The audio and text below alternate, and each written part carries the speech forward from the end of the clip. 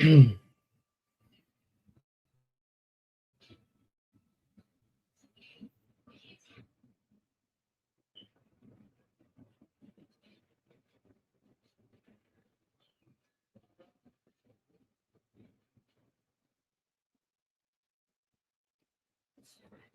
everybody. Let's watch Backlash, huh? Things are just getting started. We're seeing all of the people walking into the arena, and Jacob Fatu there with a nice reaction. Although, and there's Roman. Before we got to Jacob and Roman, though, biggest pop, Danhausen. It's an interesting landscape in WWE these days. Danhausen only been with us since February. Anyways, good to see you guys tonight. I've got a surprise for you. So we've got all of our predictions locked in. Just a few responses here tonight. Not as big as the WrestleMania predictions. So we may indeed have a new champion. And tonight, our champion will be the community chat coalition's community chat predictions champion. So we've got a belt for the predictions champion now. So here we go. Video package for Roman and Jacob. You know, I don't know. I don't know about the build to Backlash. You know, we've talked about builds since Mania for sure. But I do genuinely believe the matches are going to be entertaining here tonight. Every single one of them is quite something. So we'll see what we got. Danhausen cursed the Cleveland Browns. That's funny because I'm pretty sure they've already been cursed as it stands. Cleveland been cursed. Ugh.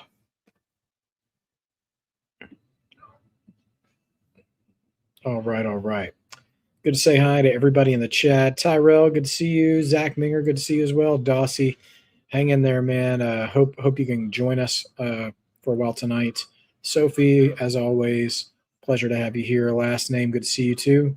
And sup, Three Kings, good to see you, man. I know it's the visuals. It's a nice aesthetic here on the intro. All right, pyro popping. And also some kind of announcement from John Cena. Probably something to do with Club WWE. And, that's what it is. Last name asks, how did you feel about the Gingerbread Man funeral? Tell you what, last name, that was some peak Attitude Era stuff. And the crowd was into it, man. So, how much can I really criticize it? The crowd's liking it. Then what are we going to do? Lockwood, good to have you. Tell you what, as far as opening match, we know Roman and Jacob are closing the show. I would have either the Danhausen. Seth and Bron are opening up. Shut my mouth.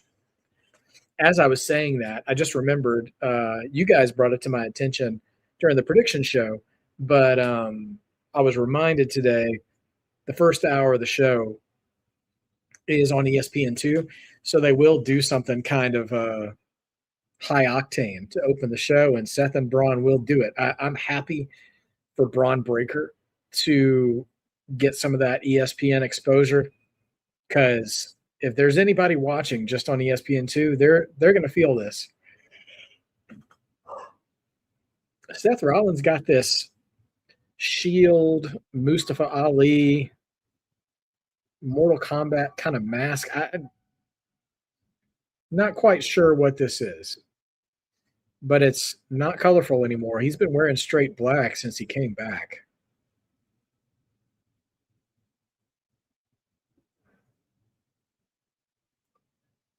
Yeah, I imagine there's going to be a lot more opportunities for WWE to be broadcast on ESPN, not just the app, in portion, for the whole thing. So the black eyes was cool for Mania, the shark eyes thing. That was pretty dope.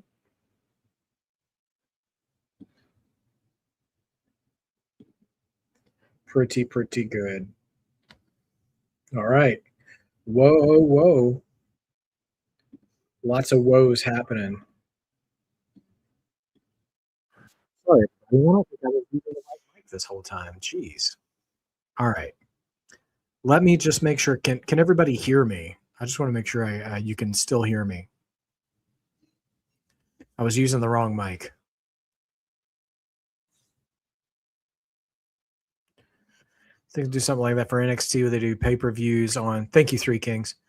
When they do pay-per-views on the CW and ESPN app. Yeah, I think so because we didn't know what NXT was going to do. They went to YouTube for a month or so, but CW is picking up their stuff, and in the same vein, if it's going to be on the CW channel, that's going to be a really wide audience for NXT because it's broadcast television.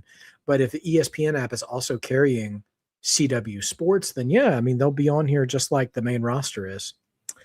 All right. Bron Breakker, by the way, getting the second entrance in this match, which is not peculiar, but like back in the day, that kind of be a big deal because usually that was when like the champion would come out in a title match to be the second one out.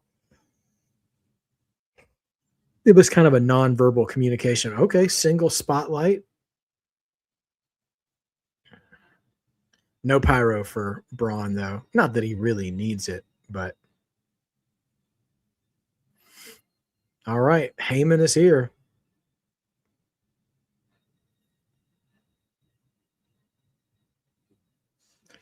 He's got very much Braun Breaker's jacket is looking a very dad-ish, like not like a dad, but his dad, Rick Steiner. Rick Steiner's leather jacket he would wear towards the tail end of his WCW career is very much like that. I know last name. I'm a little surprised that they would. I assume this was the semi-main event, but you know what? It's good for this match to open the show, especially if they're trying to gain some more last-minute viewers to buy the ESPN app or something like that. Yes, Lockwood. I love Braun's promos, and he doesn't need to be given a script. I think they need to let him go off script. He's a very good unscripted promo. He's raw. He's not a polished promo guy, but Braun is such a raw animated performer. His promos being that way really works for him. All right. Seth doing Seth things already. Suicide dive to the outside. And Braun being thrown into the barricade. So I am going to be curious about match times tonight. Now that we're back to a 5-match card, man, Braun just getting clotheslined over the top rope. Another suicide dive right into the announce table.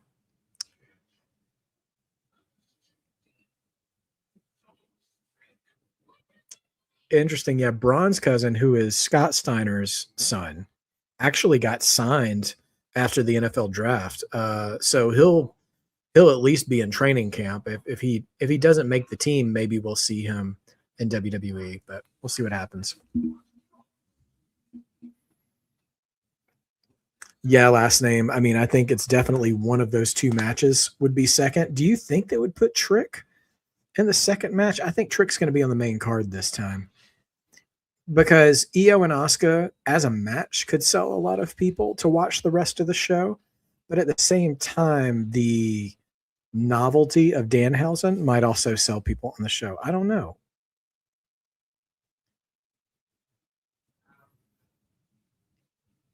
The handstand sell for clotheslines. Yeah, that's nice. Breaker caught Seth coming off the top and now overhead suplex out of the ring. Yeah, I mean, people, Sophie, when it comes to criticizing the length of the match card, have to stop treating WWE by AEW's standards and also try not to treat AEW by WWE standards. Like AEW wants to give you an 8-hour show where every match runs 20 minutes, whether the feud deserves it or not. And it's overblown, but you can also argue that you get your money's worth with it, right? WWE, bigger involvement in, more concise storytelling. Some matches go long, never all of them, and shorter cards. And it's just two different approaches. I prefer WWE's way to it, because while it's nice to see a match that you want to see go 20 minutes, I don't want to see some random mid-card tag team match go 20 minutes. Like, if I'm not invested in the feud, I want that match to wrap it up, usually. And I don't think AEW does a great job of budgeting that. But that's how they like to do it. So that's how they do it. What's up, Shamanica? Good to see you. Yeah, commercials are a problem for WWE, no doubt. Do we see Reed in this match? Yeah, I don't know what Reed's prognosis is, how far his road recovery is. Are we just waiting for him to come back now, or is he, still on the shelf for a while? Let's go Rollins chance. They're in Tampa, so yeah, that's a good WWE city. They've had WrestleManias there, Royal Rumbles there. Yeah, Salt Chelsea Green being hospitalized, man. I hope her recovery is quick. Not just because I predicted her to win Money in the Bank later this year either. I just she's such a good talent, and she really seems to starting to get noticed. Oh, really, Sophie? Okay, that's not a long drive. They've also been trying to kind of tease the idea of surprises tonight. Like, we haven't had Triple H coming out saying new era, or anything like that. But they have been teasing, you never know what's going to happen. Very new generation, like anything can happen in the WWF kind of stuff. Last name, I saw that CVV interviewed Sandman, but I haven't watched it yet. Is it good? Because I was never a huge Sandman fan, but I will concede he had one of the best entrances in wrestling history, consistently, due to the ECW fan base and the song, obviously. And he's also a crazy honest interviewee. Anytime I've ever seen a clip with him, I'm like, he is just refreshingly honest. He's like the anti John Cena. He is not vague. He is to the point. He is accountable. He's, surprisingly mature for a pro wrestler. Especially the kind of wrestler and character he was, surprisingly well adjusted for the life he has lived. Seems like he's gotten a lot of perspective in his older age. So, if I have the time at some point, I think I will check out that interview, because even though I didn't follow Sandman's career closely, I did really, I don't know, man, I respect him as a performer. Breaker just talking trash in Rollins' ear. Like that. More of that. Not every match, but the real heated rivalries should have stuff like this. Thanks, Sophie Duffy. I am also cheering for me in that.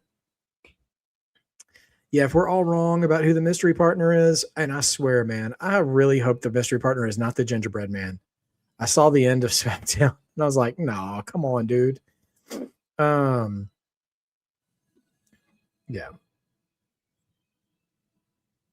Yeah, Shamanica, that hair be doing things, man. But yeah, if we tie in the predictions competition today, A will retain. Our mutual agreement among the three of us is tie goes to the champion. There has to be an outright winner for there to be a new champion. So thankfully, A did stick himself out there, and he picked Seth Rollins to win this match. Me and B both picked Braun Breaker to win. So if Seth wins, it's probably going to be a wrap tonight at this point. So yeah, man, that Steiner line is just nasty work. Sheamus would be fun. Haven't seen Sheamus in a minute on TV. Of the people we predicted while this match is still happening,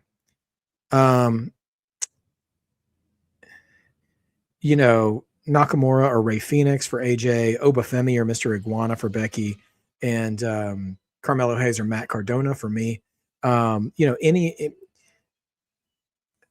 Out of all those and all the ones I'm seeing online, I even heard some people say, yeah, Sophie, some people are guessing CM Punk. As long as it's not the gingerbread man, well, it could be the gingerbread man as long as the gingerbread man is someone entertaining underneath and it's not Jelly Roll. Yeah, I just don't want it to be Jelly Roll. Or Lil Yachty. Lil Yachty would be, I feel like that would be a weird choice because he's connected to Trick Williams right now. So I'm not super into that choice. But we'll see.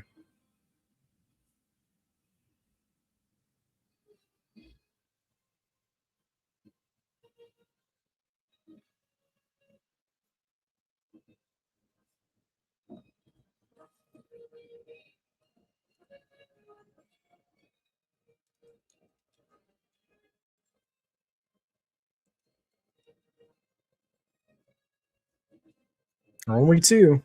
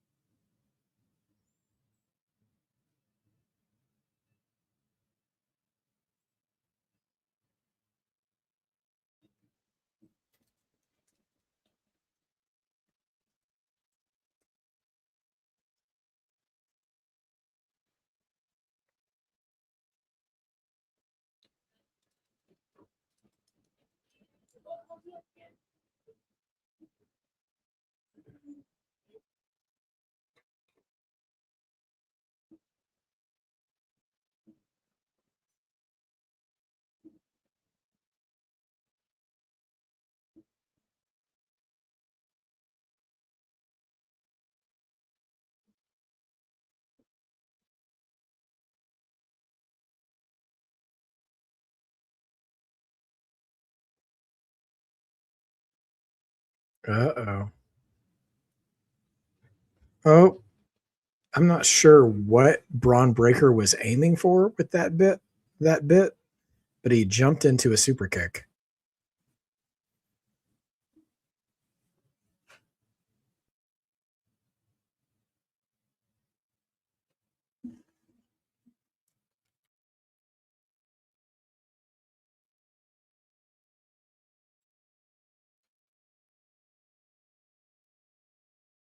Nine. Wow, that was a quick count there. Oh, Monster the Boogeyman. You know what? Those would be kind of novelty choices, last name for sure.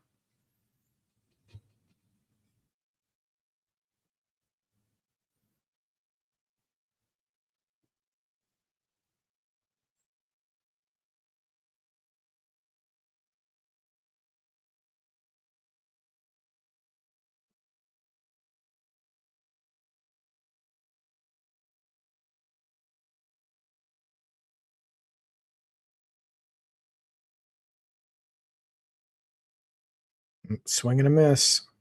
Clothesline from Seth. Only two. Uh-oh, stomp coming? Nope. Kicks him in the face instead. 2.9.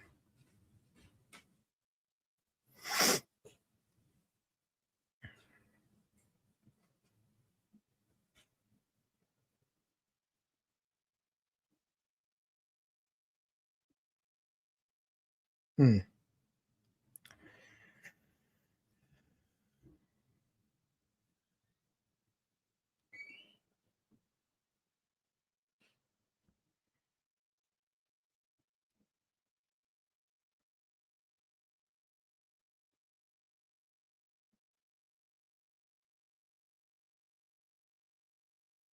Oh, Seth giving stomps to the head of Braun Breaker, Bryan Danielson style. Now he's going for another stomp. He's got him keyed up, but he's distracted by Heyman. And now Breaker counters it, and grabs the ankle of Seth. Now Goozle press slam right into the gut buster. He lifted him so easily. Oh, now he's nope, knee to the face. Counters the spear. And now, Seth tries for a tilt-a-whirl sort of move, but he just fell. Didn't get any of it. And Seth's body just kind of gave out while he was trying to get around him. And Braun Breaker recovered from it pretty well, just dropped him on his back and gave him like a standing moonsault. Last name, I do think this is their first time one-on-one, definitely. I can't remember them ever being at least being one. I don't ever remember them being one-on-one.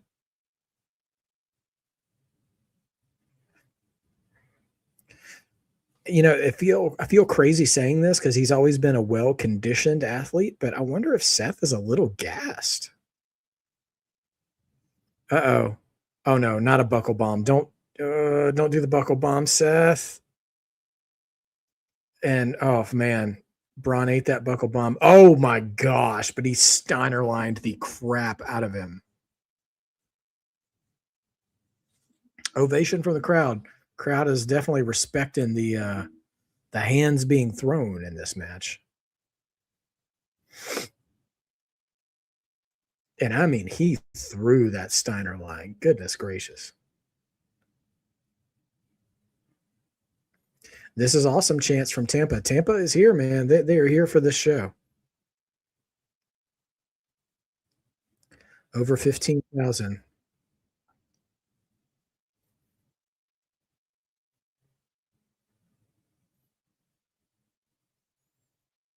Seth really, really selling out here. And selling his ribs too. It is a good match, last name. Now they're getting in the table involved.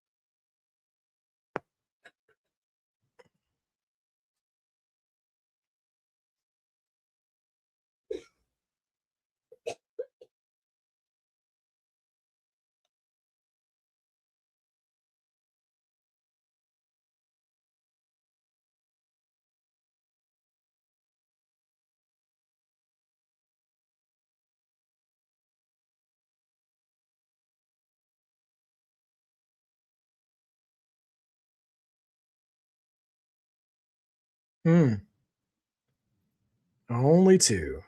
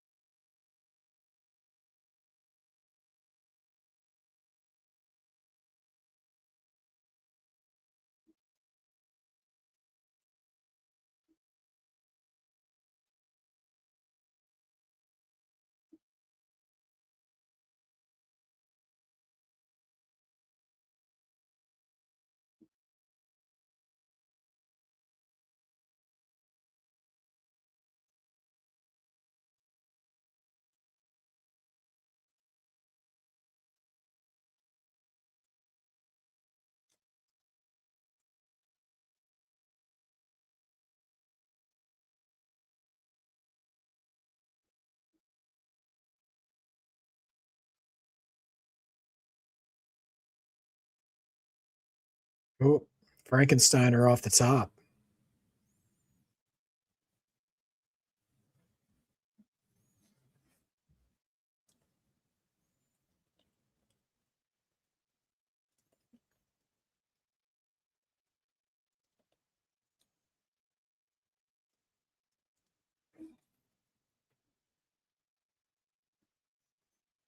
Uh-oh. Seth shaking off the Frankensteiner here. Landed on his feet. Bron is not sure.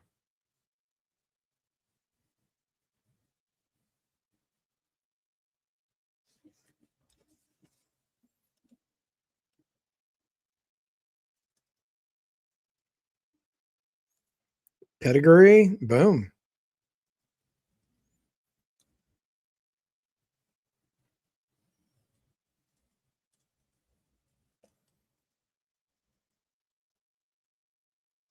Now Heyman coming back to interfere.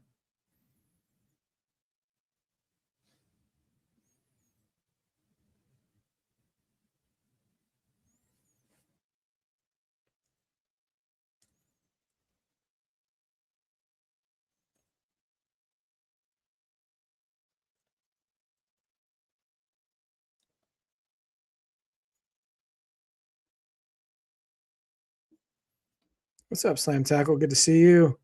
Oh, and there's Theory. And here's Logan Paul. So the Vision's here. Cracking chairs on the Vision. For Braun to win the Royal Rumble. I don't think that's a bad call. I think moving Braun up to that next level is not a bad idea at all. I know. We're getting all kinds of weird music coming out last name. All right. Seth is chasing Logan Paul down the aisle after he's already stomped Austin Theory. Now coming back in the ring. Braun is recovered and spear right there. It wasn't his biggest spear. Only 2.9, though. He didn't come off the ropes with it.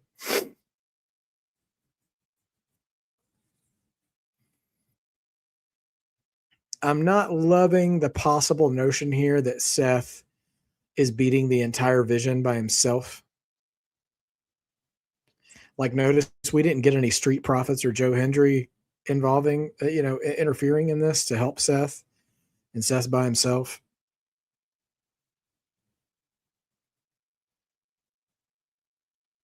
Straps are about to come down, though.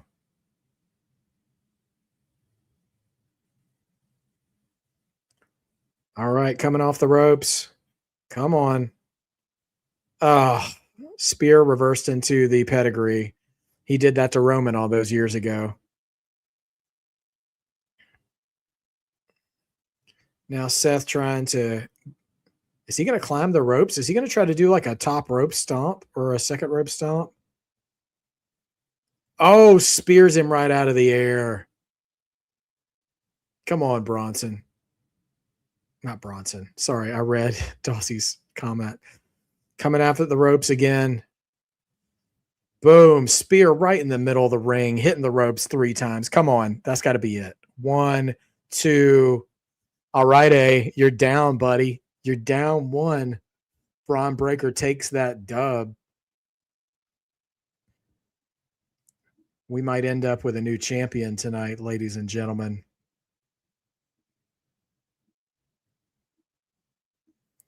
All right. Braun takes out Seth.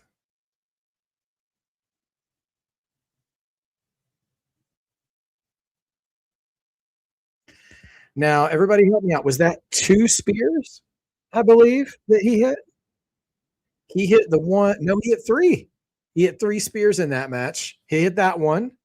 He hit the one out of midair coming off the stomp, and then he hit the run back and forth. Slam tackle. I'm just talking about the I'm talking about the prediction championship. Just our predictions contest between me and A&B Combos Wrestling Edition. So, all right. So Braun did hit 3 spears.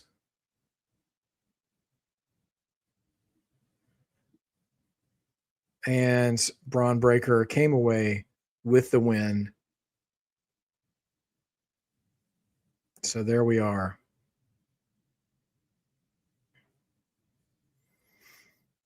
All right, all right, all right.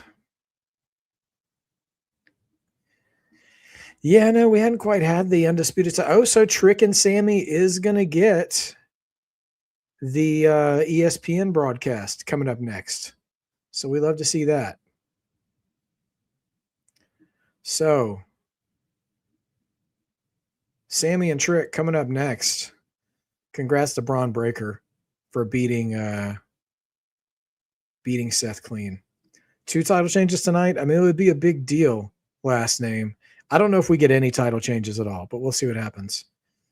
Yeah, I mean, I think Bron's got to move up, right? I mean, maybe they do another match with Seth, but Bron's got to be moving up. He's got to be challenging for a world title, you would think, at some point soon.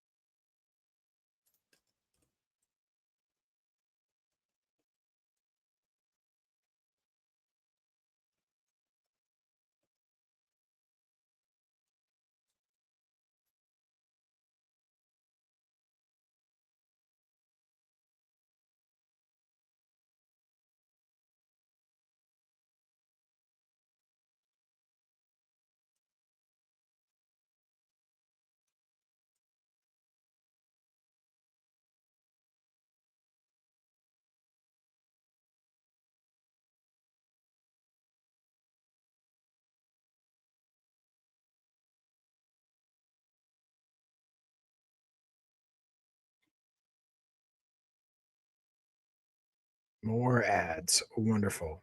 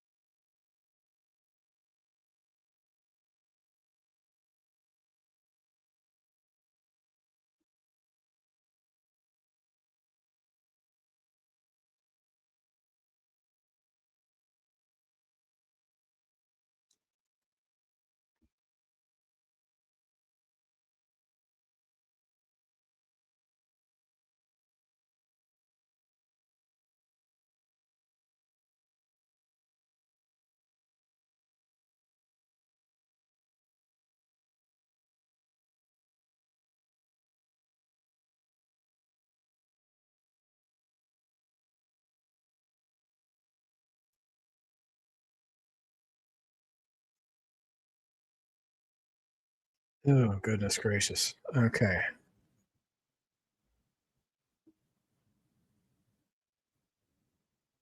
So on 2K, instead of giving us PLE intros, they give us PLE themes, like Raw themes, huh? Interesting. Yeah, uh, Iyo and Asuka could be the 4th match. Yeah, if they're doing the U.S. title match now, then that leaves, 3 matches left. Iyo and Asuka, the tag match, and Roman and Jacob. Do you put Iyo and Asuka right before the main event, or you put Danhausen right before the main event? Kind of hard to see what we're doing. We'll have to see where it goes. I think Zilla will be when they come back on. Interesting. Mystery partner still to go. A and B. What's up? Good to see you, man. Yeah, we'll see. You put Danhausen before the main event. That is kind of an old school mentality. Put like a sort of novelty, low, like low pressure kind of match right before the main event.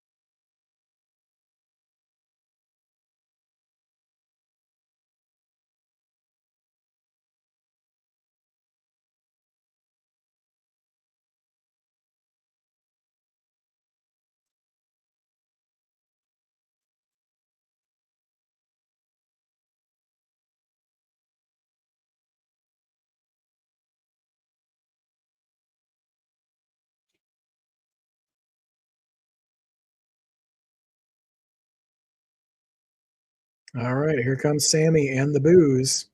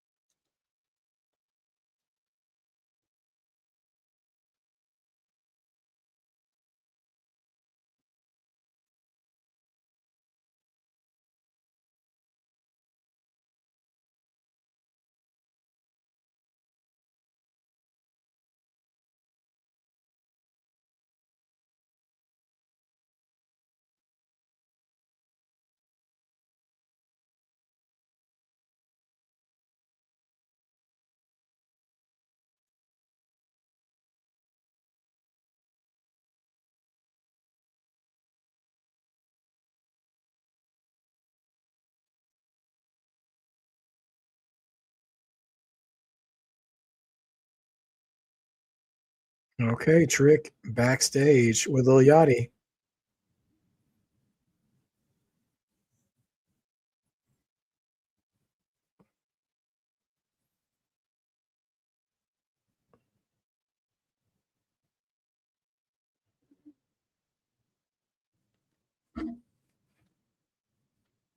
Quit lying, Sami.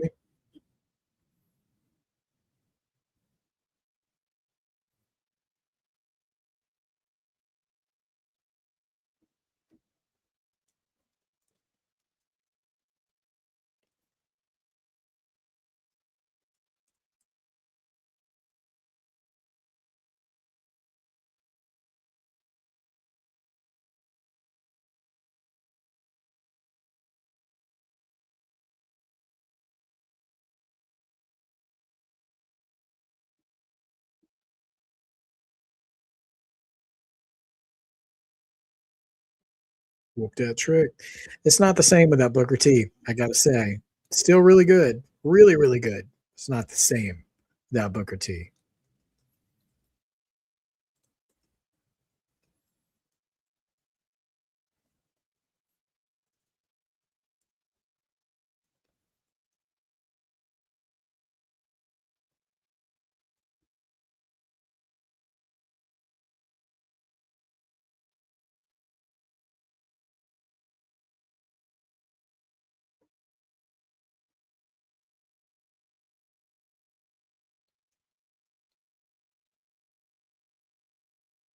Okay.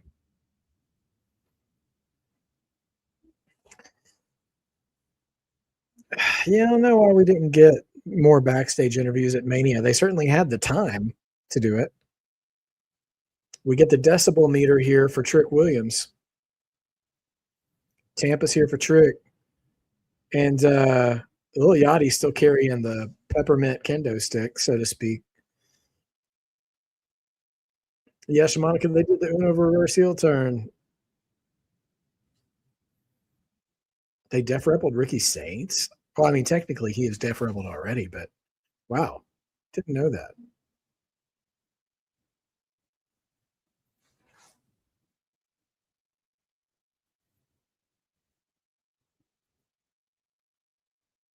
Oh, Sami already getting wild there.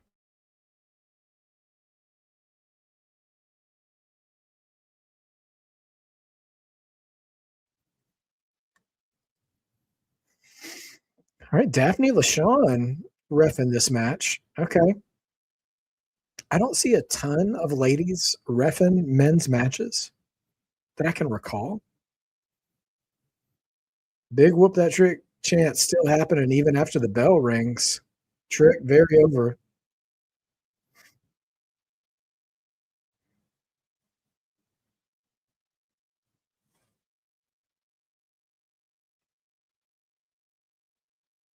If Sami wins, you better bring that open challenge back, or I will boo my voice.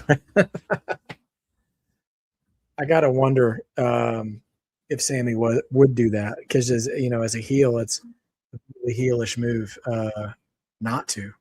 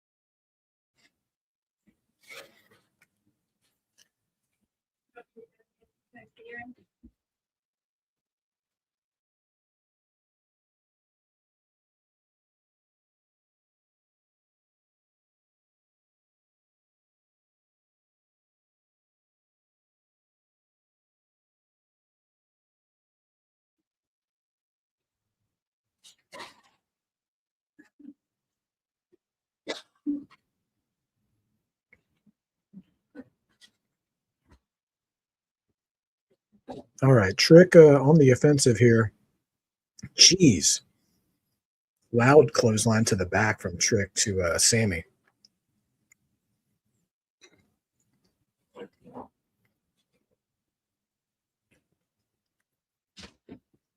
There's some dude in a full-on suit in the front row who is like enjoying himself. Trick thrown into the steps by Sami.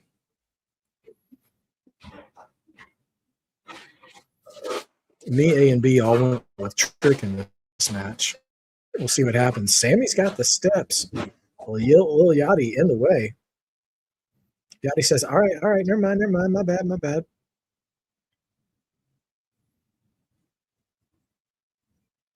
Modfather, what's up, dude? Did I miss you earlier? Oh, man, I didn't see you, dog. I wasn't even looking at the screen. So good to see you, man. I completely missed your first comment. Thanks for coming by, man. It has been a minute. Hope everything's well in your neck of the woods. And yeah, man, we out here watching Trick and Sami right now. Hope all is well with you, for sure.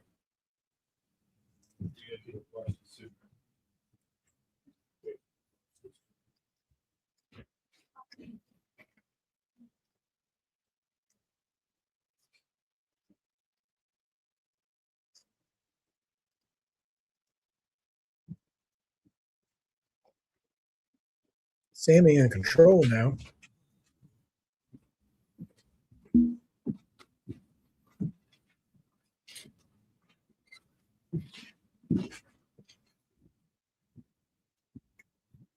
Interesting dueling chants, pro and anti Sami, but the Sami sucks chants have taken over.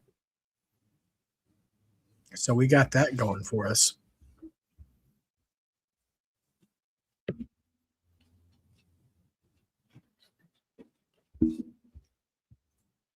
Hey, puppy. channel mascot. Absolutely. Modfather brings a good point to the group. Can we agree that Sami and Trick have really good chemistry in the ring? Absolutely. Like Sami, we don't have not a ton of experience of reference points for Trick as a babyface. He's usually been a heel that people like anyway. And now that he's kind of had his face turned, sort of, Sami is the right kind of heel to work with. People are going to say I'm going a little far in this, but just like the kind of babyface heel dynamic they have reminds me of Brett and Shawn. When the crowds started loving Shawn Michaels, and by virtue of him being against Brett, they started booing Brett. And I'll say it again, like I think Sami is having a very Bret Hart-ish kind of heel turn right now. And yeah, I think their characters counterbalance each other really, really well. Oh. Arm drag takedown by Sami was so clean looking, but Trick got him a kick.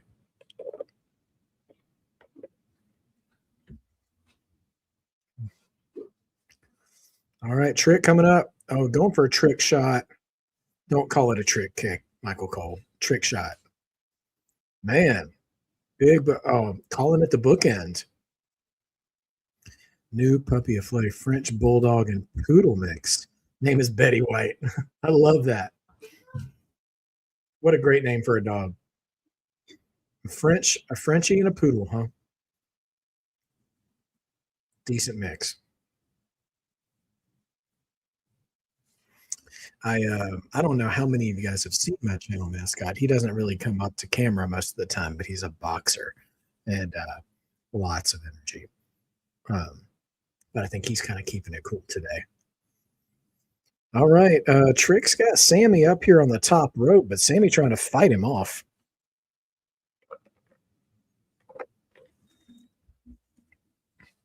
But that sounds like it's going to be a good dog for you, my father. I mean, going that direction. The Frenchie could be sunset flip powerbomb by Sami. Only two. Poodles are really good dogs. I grew up, when I was growing up in the 80s and stuff.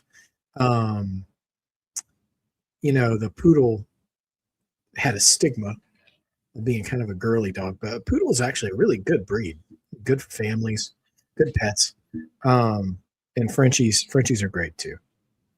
I will pass that along, my father. Absolutely. I know she's we're hoping she feels very loved and appreciated this weekend for sure. Sami trying to get that haluva kick, but eats a boot from Trick anyway. Spin and a miss. And Blue Thunder Bomb is always funny to me. He's only going to get two here. When Sami was U.S. champion, how many matches he actually happened to win with the Blue Thunder Bomb? A lot of fun there. To up for early PLEs or ones that start at 7 or 8? Early ones by far. Because I like still having some of my evening to spend with my family or just not being exhausted and ready to go to bed as soon as it's over. It's nice to have a little bit of your night left.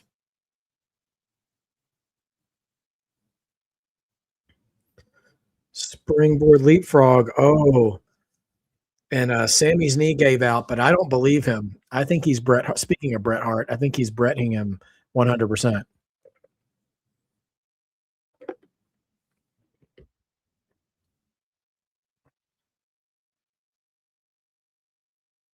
Oh, small package. Only two. Yep. Now Liliati up on the apron.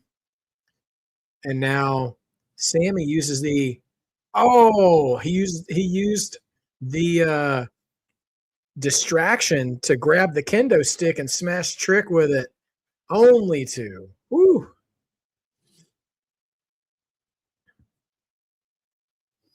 I tell you what, Sami's pulling a lot of heel tricks out of the book and not winning. Could not win by playing possum. Couldn't win with the kendo shot. I think he's got an issue. Yeah, sometimes it can mess up your day, Sophie. There's not really a perfect scenario for PLEs, but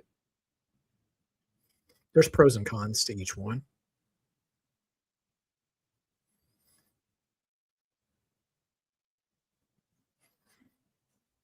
A&B Combos coming in to visit. Smash that like button. It's not over yet, Balboa. In response to that, I think there's only one thing I can say if you call me Balboa is you ain't bad. You ain't bad. Come on, man. You're not so bad. Rocky 3, ladies and gentlemen. Required viewing to understand in jokes between myself and A&B Combos Wrestling Edition.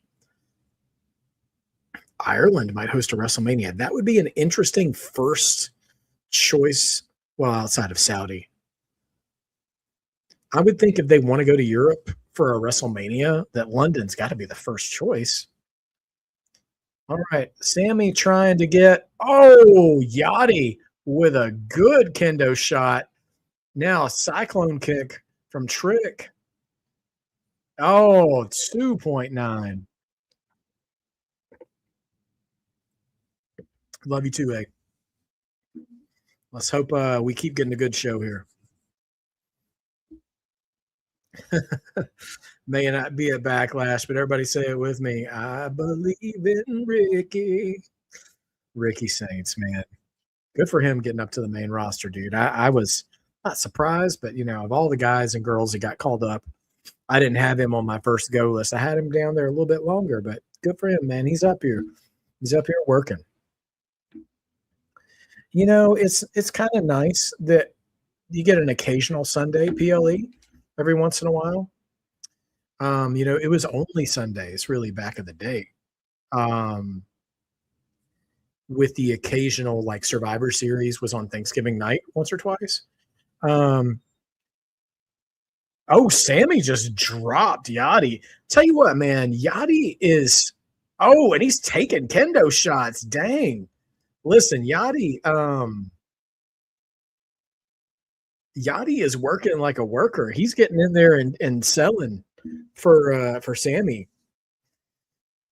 He ain't no Travis Scott. I'll tell you that. Yachty is trying to do something here. Battle the best dressed Trick and Ricky. Who you taking? Oh, Trick. I'm taking Trick all day. Money in the Bank is on a Sunday. Oh gosh, Trick just got DDT'd on the steps on the outside. Yachty's back up though.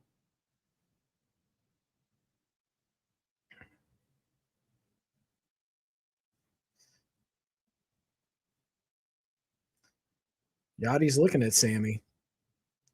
Sami's looking at Yachty.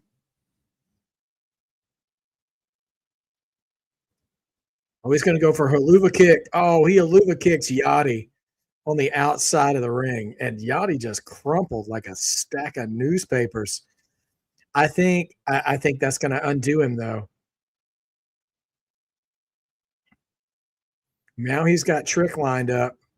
Haluva kick, nope, misses, but they ate a Trick shot in the middle of the ring. 1, 2, Trick retains, baby. That was a good match. It was a good match. Like, that was a quintessential mid-card title match at a PLE. Like, no notes. That match is exactly what it should have been.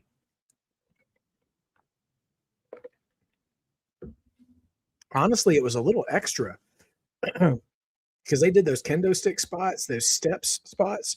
It wasn't over the top, but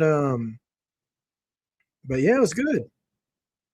Trick retains, and Yachty out here throwing money. Ricky in his words, not mine. I'm more smoother, silkier. He's silky. I give him that.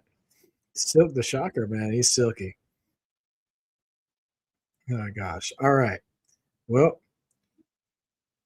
Trick is still our U.S. champion, which, I mean, honestly, not a huge surprise there, given given how it goes. So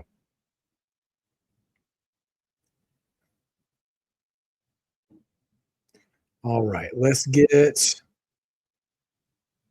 our community appearance, our community predictions updated. There was no gingerbread man appearance in this match as far as the bonus question goes. So I'll take a look at the responses so far.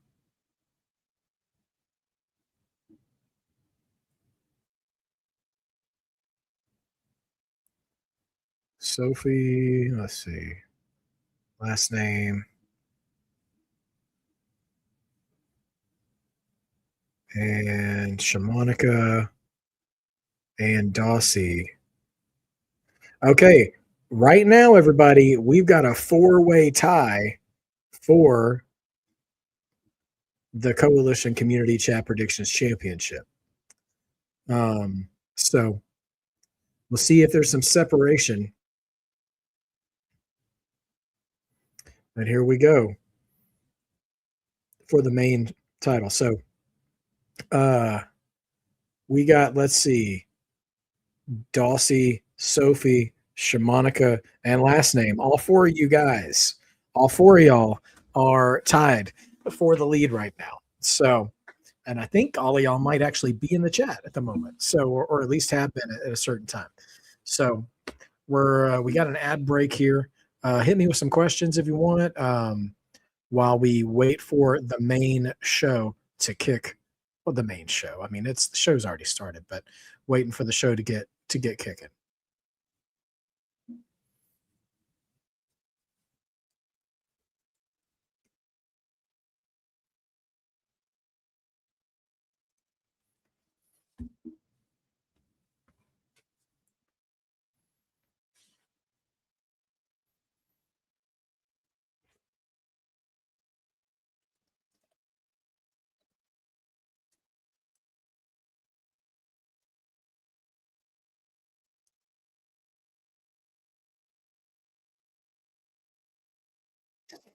Oh man.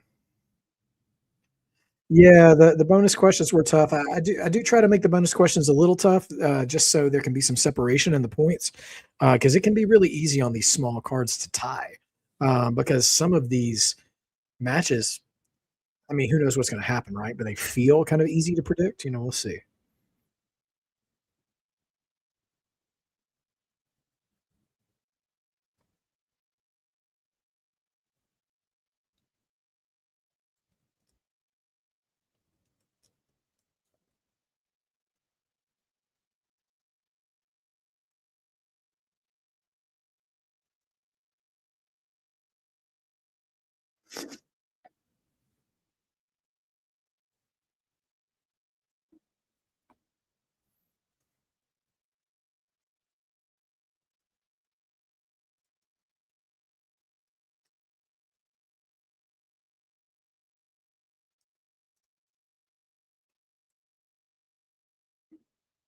How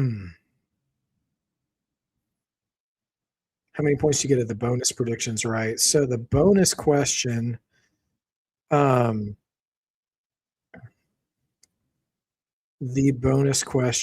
take a look at the bonus question. Oops, let's see.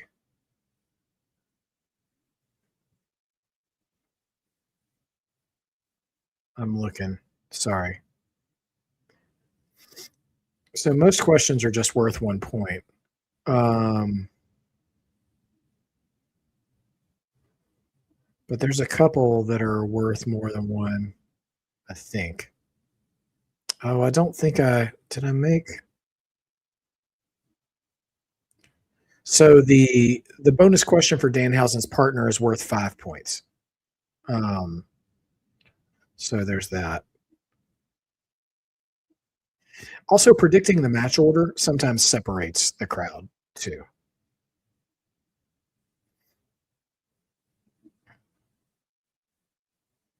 So we'll see as this is going along.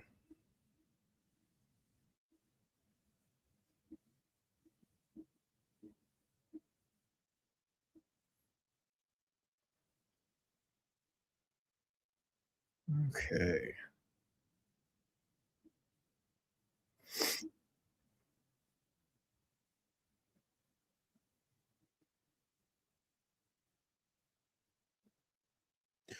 All right, so we'll find out when we come back from the grave. When we come, do I think Sami wants Money in the Bank? I don't think so. I just feel like there's two slam tackle. I feel like there's too many young up and coming stars that they could give the briefcase to. I don't know who, right? But I think there's just too many competitive, like right at the top of the edge mid card guys that could benefit from it more than a guy who's been with WWE for, gosh, 10 years or more now. Sami Zayn.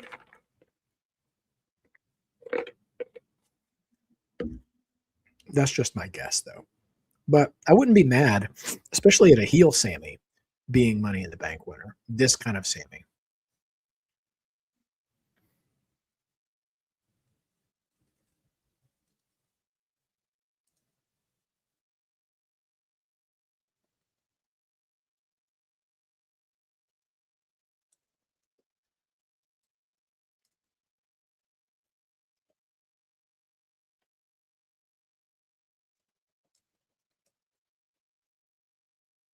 All right.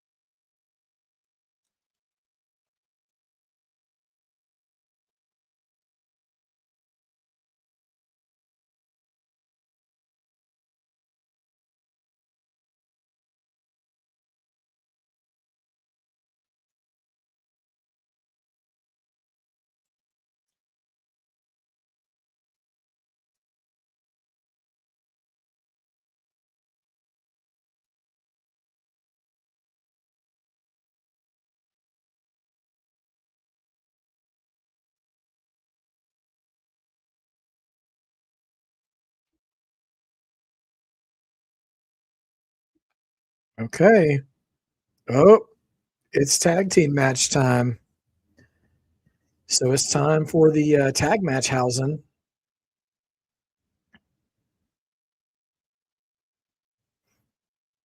So we'll find out who the surprise partner is, which means Iyo and Asuka are going to be the semi main event. Good for them.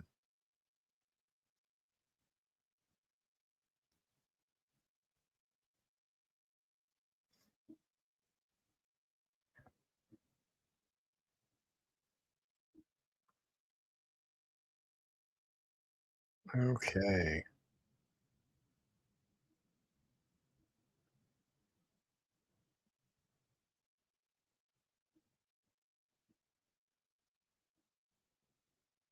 Okay. Currently, now that we know what the match order is going to be, our current leader in predictions is Sophie Dofi. So see, we got Kit Wilson shirt that says toxic. I want it like a name tag, like Miz's old shirt.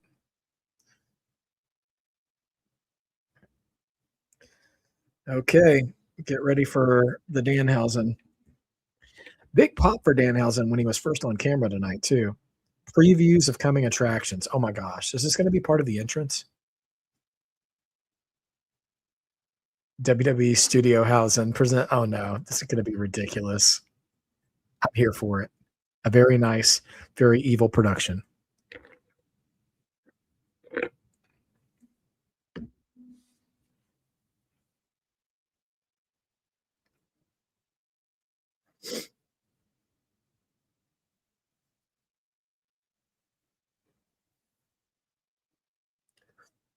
This is actually a really,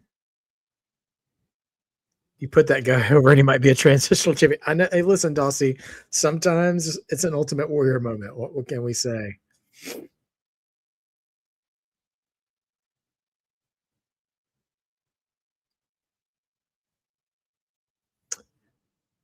using this like old monster movie um horror trailer approach to the video to the video package of this match is a really nice touch.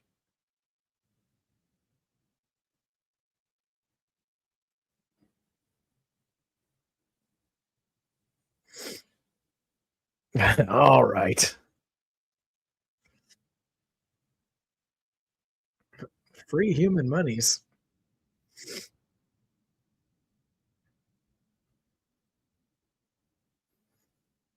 Kip Wilson is Kit Wilson. Flip out it. Night of the Living Cursed. Copyright has it. That's amazing. And introducing at Backlash, Danhausen's tag team partner. Introducing? Does that mean debut? That was so good.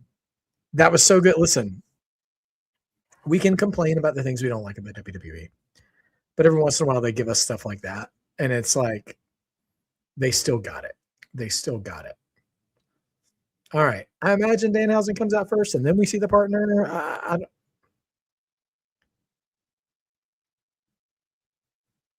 What is this noise?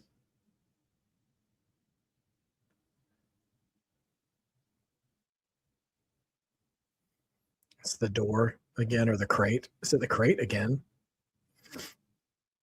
Oh, it's like a with a green window in it. It's the box. It feels very Hulk, like Incredible Hulk.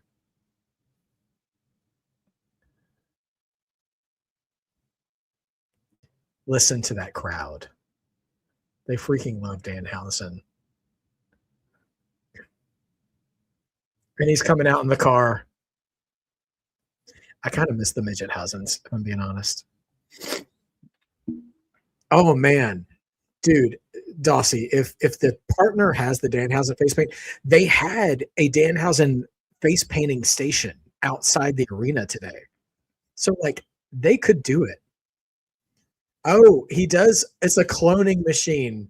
It says cloning machine. So I bet whoever it is gonna have the is probably gonna have the face paint.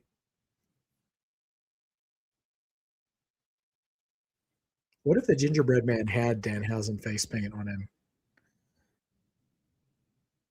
Who's it gonna be? Oh my gosh, it's a midget Hausen.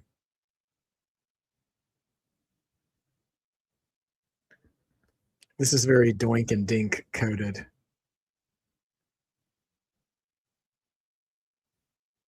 It's a mini me.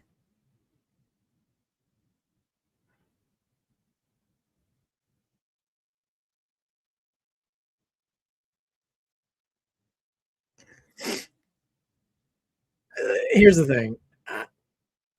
I don't mind. I don't mind Danhausen doing the doink and dink thing at all. I mean, he did it at WrestleMania with a whole army of them. I don't love the tease of I have a surprise mystery partner and it's not anybody we actually recognize or know. You know what I mean? I would rather that not be built up. Like they could have revealed this on SmackDown or something, maybe. Wait a minute.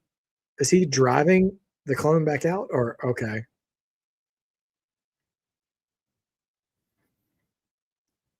Miz looks so disappointed. I don't think anyone guessed a midget. I thought about it today, long after we locked in these predictions earlier this week. But yeah, I don't know. I don't know how this match is going to go. But you know what? ABA. Dang it. Congrats on the victory, but I cry foul. Well, I think me and B might be sharing the title because I don't think. Let's see. We have all the same guesses here going forward. So unless, yeah, I don't think anyone got this. Modfather almost with face paint would have been fantastic. I mean, honestly, not anybody, like not Jelly Roll, but like anybody with face paint would have been great. I'm gonna say this though. If anybody that we guessed does show up in this match, like if Minihausen here gets absolutely curb stomped right in the beginning and someone else comes out, then I'm still going to give credit to whoever got that. So if Obafemi comes out, I'll give B credit for it in this segment.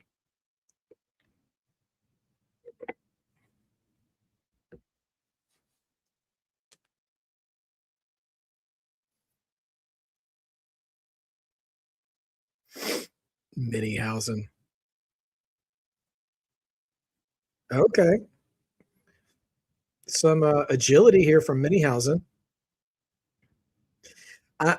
I'm certain. I'm certain that okay, daggum. Listen, Minihausen can work. Or Luchahausen, Michael Cole calls him. And big ups to Kit Wilson for selling for this.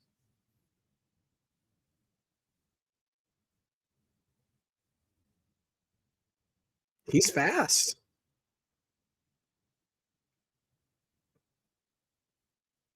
Yeah, I'm a little disappointed that this is where it's going. However, I'm still impressed with Minihausen's work though.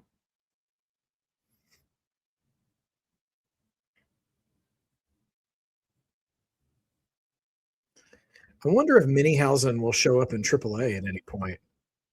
Went old school, tries to go for a Hurricane Rana, but doesn't have the weight to carry Kit Wilson over. Hurricane Rana sends him out of the ring though.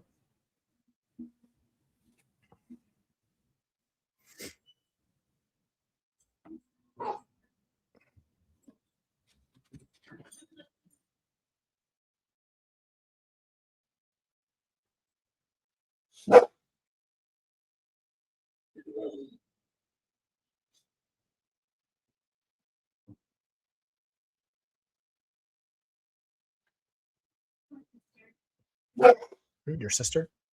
Oh, okay.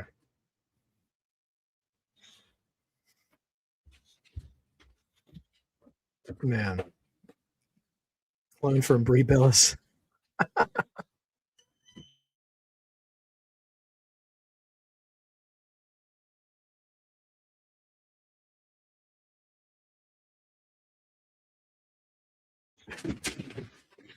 Yeah, so I guess B and I are going to be co-champs until the next show. I think this is the first time we've ever had a tie and a new champion at the same time. So, I mean, I guess that's how it's going to be. I did say, if you're still in here, that if any of our guesses show up in this segment, I will give y'all credit for that since none of us pictured Minihausen. So we'll see.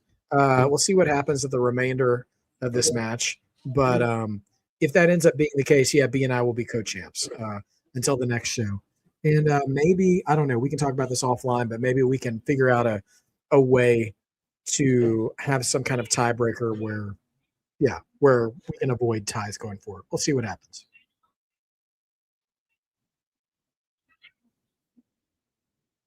Okay. Miz soaking up the booze there.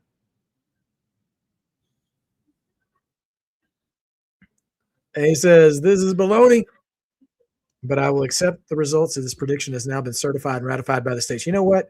The peaceful transition of power is what makes our online community the wonderful space that it is. So thank you so much for that. Well, I didn't get this prediction right either, Sophie. But A was wrong on the Sami, not the Sami and Trick match, on the Seth and Bron match. And B and I have made the same predictions for the rest of the show. So there's no way for him to catch us. So it's likely we're going to tie. The bull costed to El Matador or El Toro. What was his name?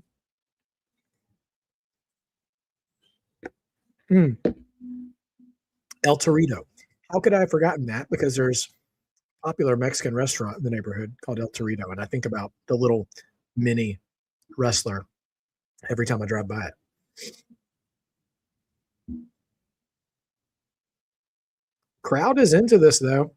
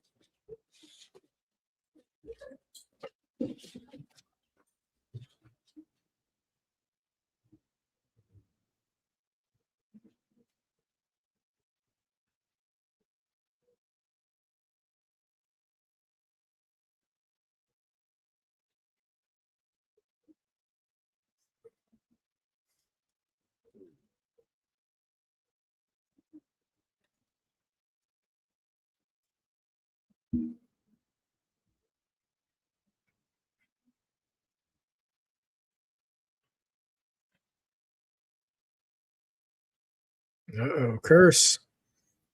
Kit Wilson takes a shot. Miz, roll up. Only two.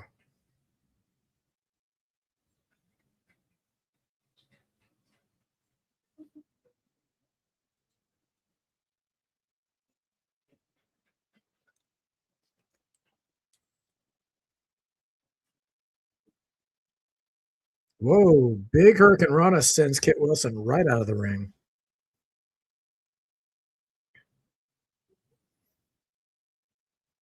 Danhausen going for a dive. Miz sells a dive that didn't even touch him, but that's okay. Could be worse.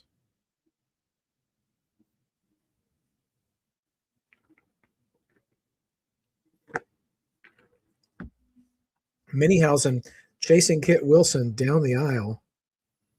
So it's just Miz and Danhausen down by the ring.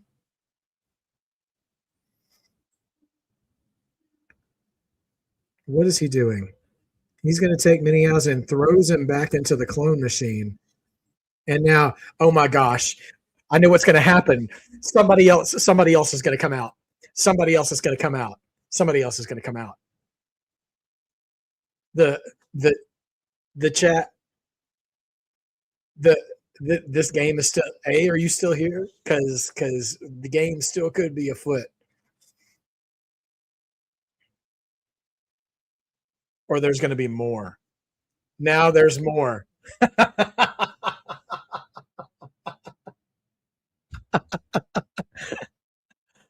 Oh, well, more minis. You know what? Whatever. It's fine. Whoa. Wow. Danhausen with the airplane spin on Kit Wilson. What a strong. Oh my gosh. Wade Barrett losing. Wade Barrett absolutely. Oh my gosh, he used a.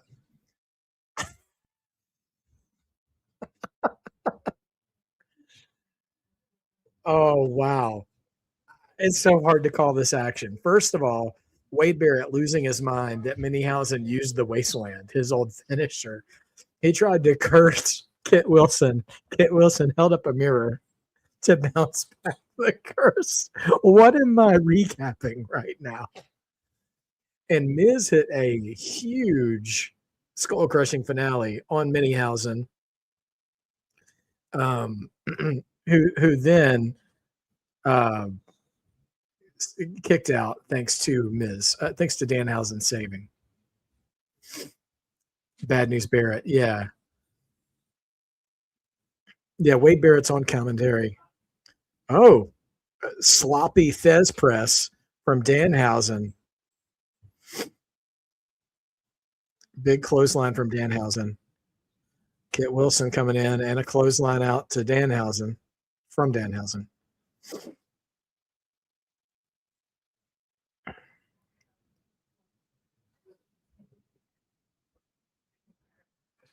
Oh, Danhausen under the apron.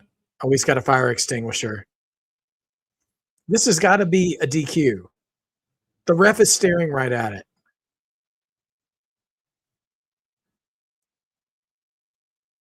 Oh, nope. Miz is cursed. And the fire extinguisher goes off on themselves. The curse is in full effect. Poor Miz, that's not fun to get fire extinguished. Hey. Of course, listen to RT Rick in his wisdom. Welcome to the chat, RT Rick. Like and subscribe. Big dive to the outside by Minihausen. And, ooh, diving pump kick. 1, 2. Danhausen wins. Listen, it's not even fair to properly rate this match. But a lot of fun. Oh, and Minihausen is the actual name here of the partner.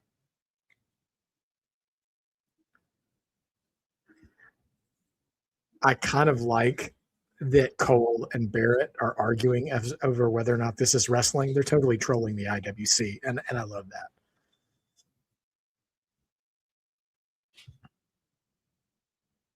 The army of Minihausens was a nice touch to the match.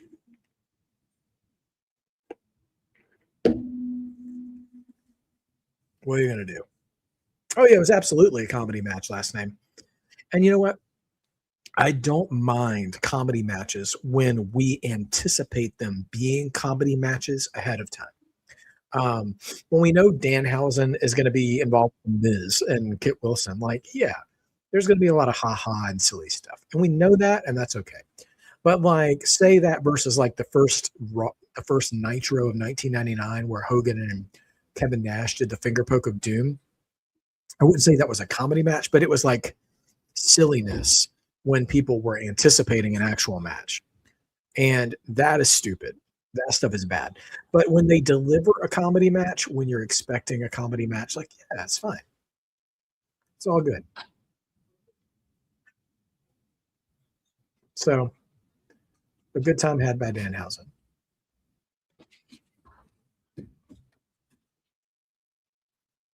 Oh, the lights are out. The best thing about these things too are the failed exits. Every time them trying to disappear is always so amusing.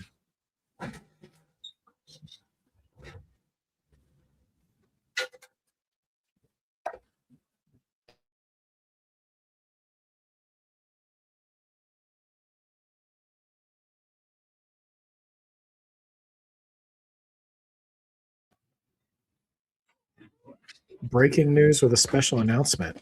This can't be the Cena thing here. September, AAA. It's Triple Mania, yeah? 2 nights. You too, RT Rick. Good to see you, man. Friday, September 11th.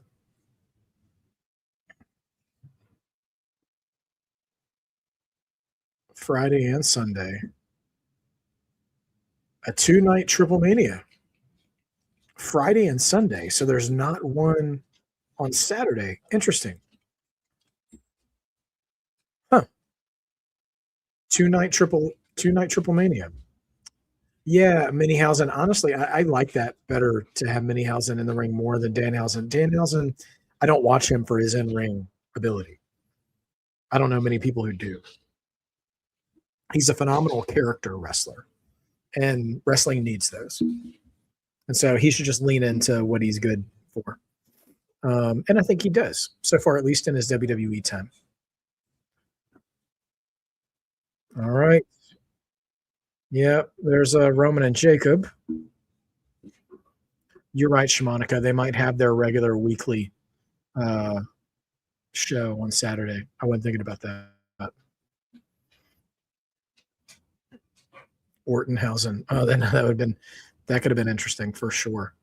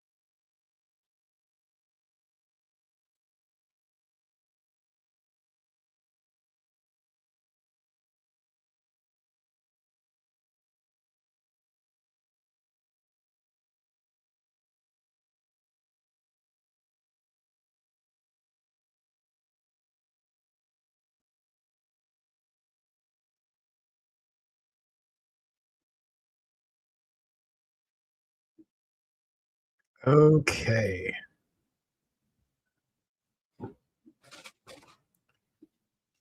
Let's update.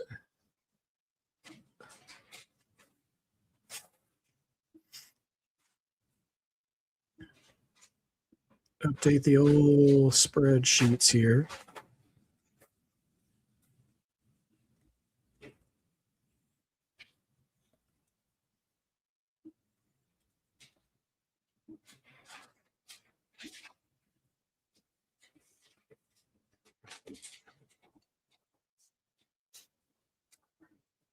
Okay.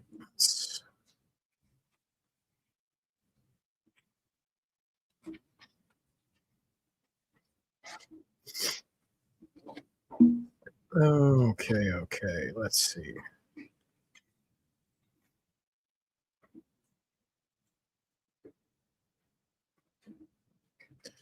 All right, we're going to take a look here real quick.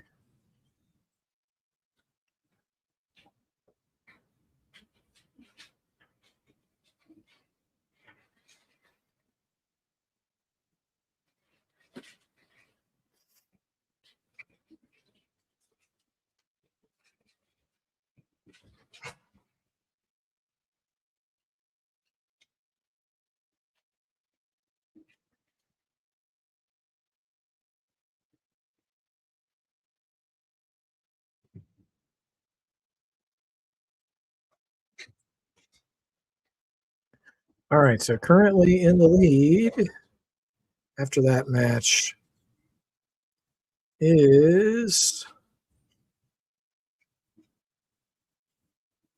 Sophie Dophie, still in the lead. Very nice, very evil, yes. Yeah, which Americano is going to face down for the mega title? I mean, surely it's got to be El Grande, right?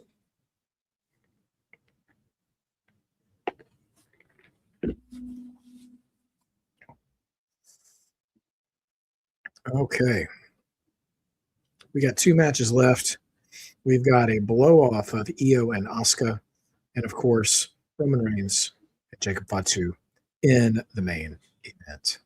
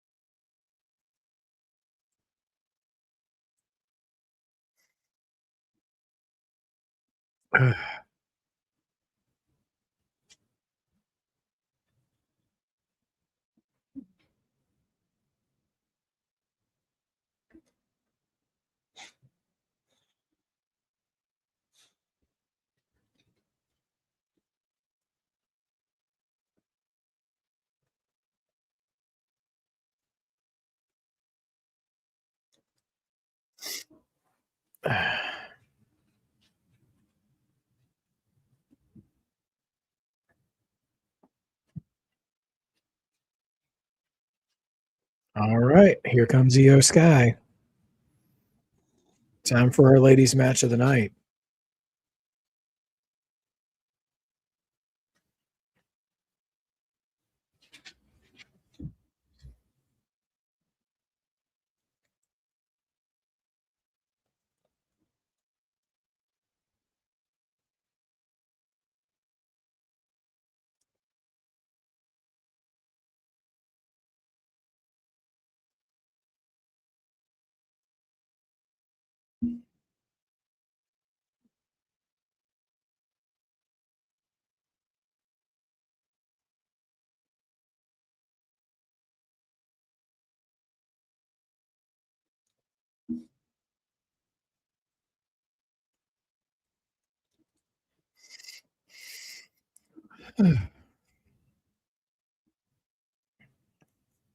Michael Cole giving the history lesson on commentary. You love to see it.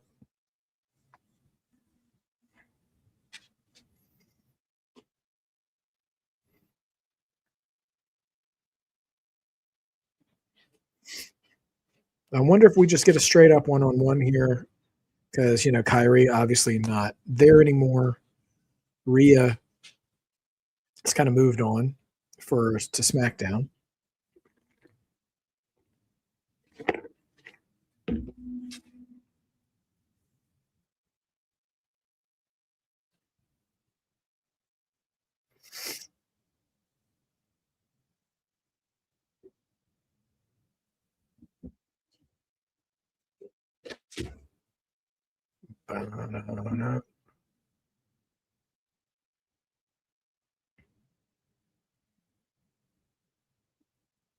I can't remember when, but Asuka's got her old music back too, which is great.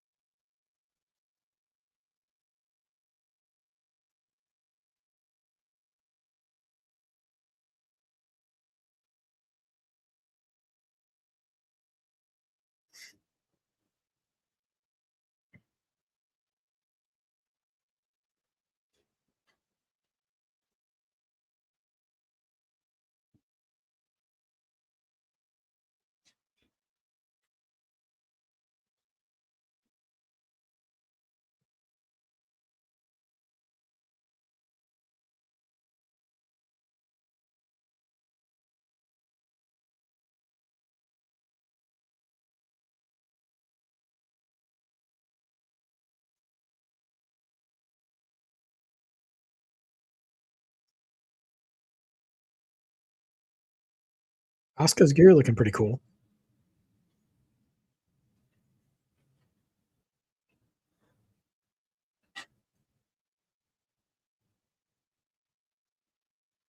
Yeah, there's not a lot of ads this time, Sophie.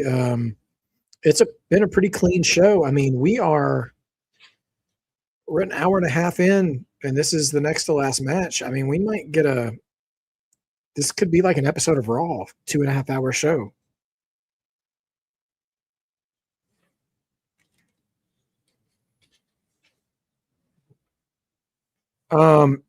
If I can be a little harsh right now, the fans in Tampa can go screw themselves with these "We Want Kyrie" chants. Um, where were you on every Raw and SmackDown when they got cut? You're abusing this, and the chants are already gone. The chants are already gone. Like, it's so stupid to blame Iyo and Asuka and and use their match to cry about that. Like, no, you don't get to take over Iyo and Asuka's moment to cry about Kyrie. You should have been doing that in the pre-show and in the post-show. And you should have taken over Raw.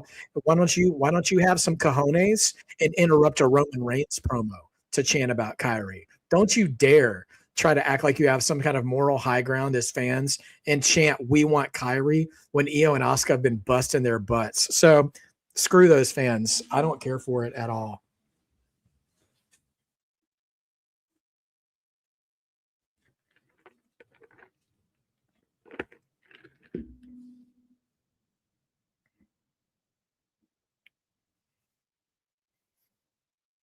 As a matter of fact, I'm going to go leave a comment with A and B and say the same.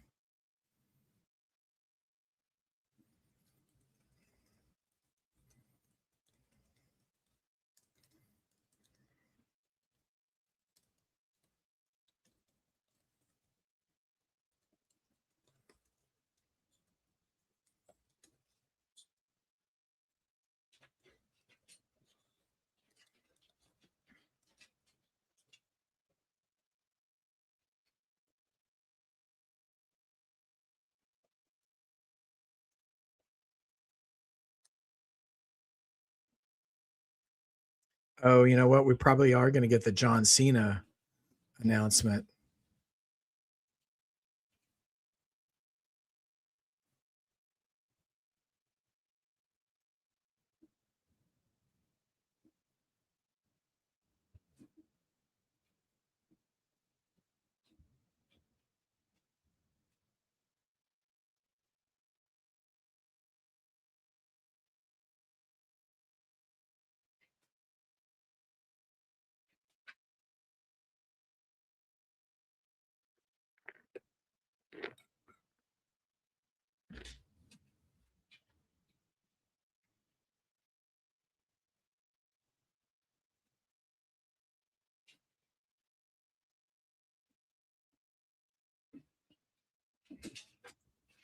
What's up, Nico?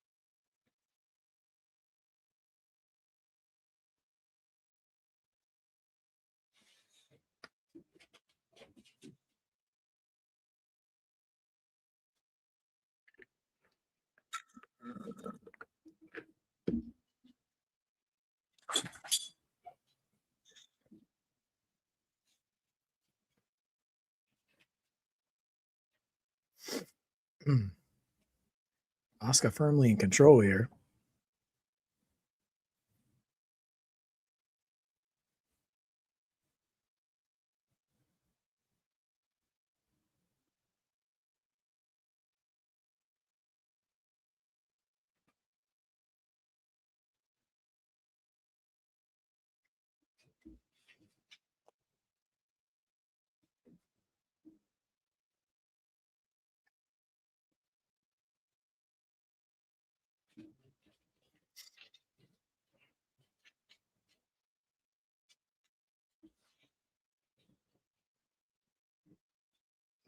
Asuka got them kicks, dude.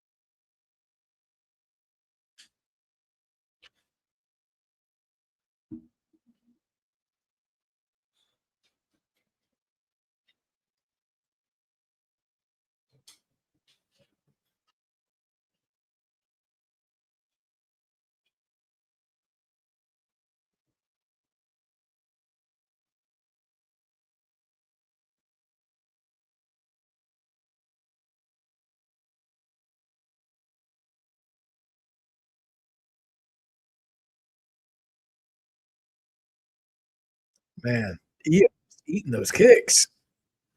Okay, Iyo said enough. Throwing a hand.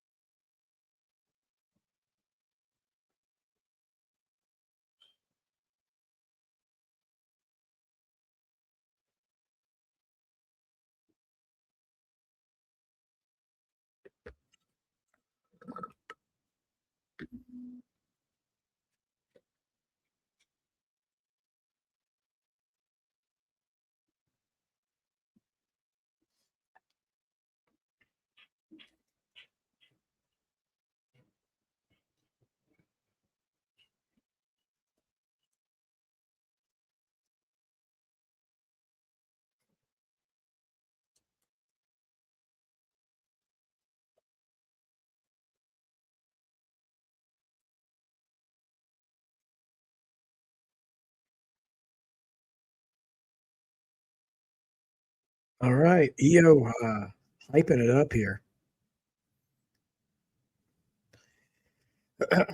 Crowd finally back into it here, which these girls were good enough. These women good enough to bring the crowd back. Um, the Kyrie thing, I was fired up about it, but and I still am a little bit like because you want to hijack you want to hijack the show. You're only hurting Iyo and Asuka. If you really wanted Kyrie so bad, you'd chant for her during other parts of the show. But you didn't chant for her when Danhausen was out there. You didn't chant for her when Trick was out there. You didn't chant for her when Braun Breaker was out there. Instead, you're, you know, trying to disrespect two two female goats in this company.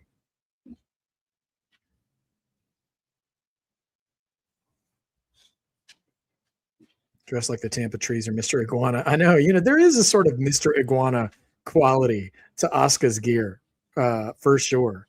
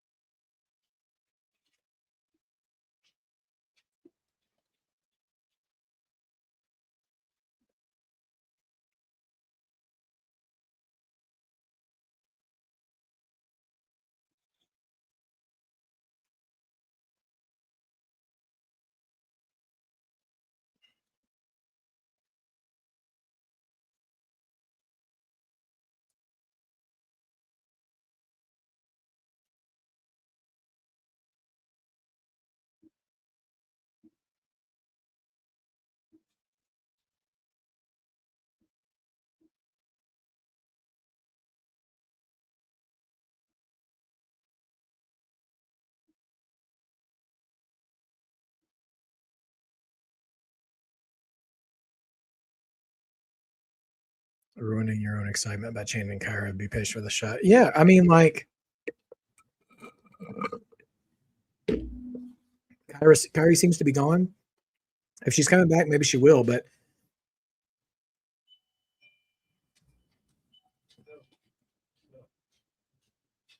I'm hearing some "Let's Go Iyo" chants now, though, which is encouraging. I'm for that.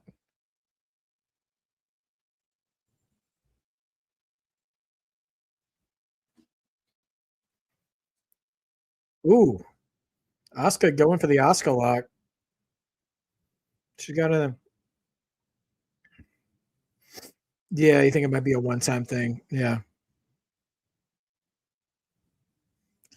You know what? Like, and even if Kyrie was going to leave, this could have been a good story to write her out. Like, have her, have her falling out with Asuka. And instead of teaming up with Iyo, she's like, I'm my own woman now. I'm gonna move on. Like I'm gonna go sail the high seas or whatever, and you could have her leave on her own terms instead of just dipping out before the story is resolved, which is, we're all frustrated about that, right? But taking it out on this match, not worth it. Okay, Iyo has reversed the Asuka lock and got her own on Asuka now.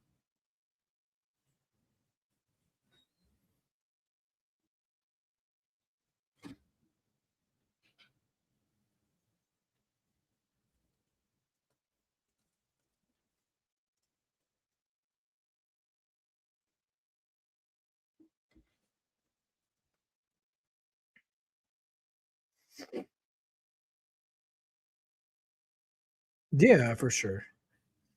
Do you think they'll replace Kyrie with Julia? That's interesting. I wonder what the plan is for Julia. Now I haven't. I don't know what her deal is right now since she dropped the title to Tiffany.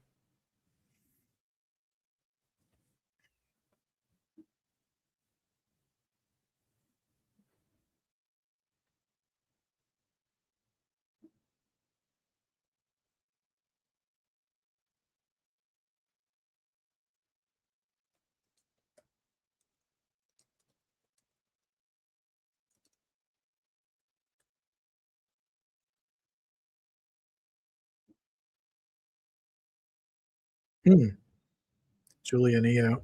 Oh, big Hurricane Rana. Oh, and Asuka. Wow. crazy reversal off that Hurricane Rana at the top. Rhea versus Iyo. Julia can take Curry's spot with Asuka. Huh.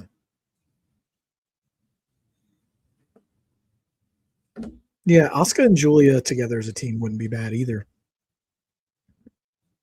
Although, you know, we're still dealing with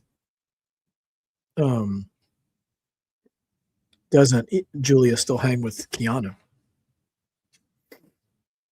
Iyo's still selling that arm from the Asuka lock, I believe.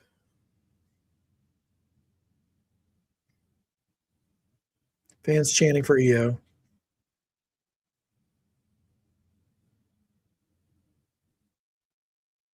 Oh, got caught with a forearm to the head from Asuka. Honestly, thank goodness we didn't see another Iyo suicide dive. She hasn't been doing great with those lately.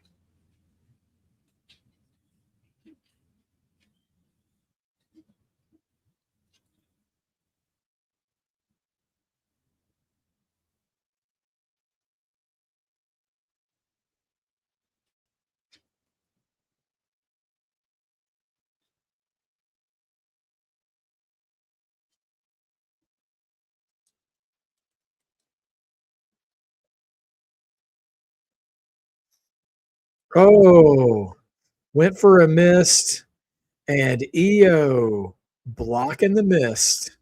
And she's like, guess what, son? Not this time.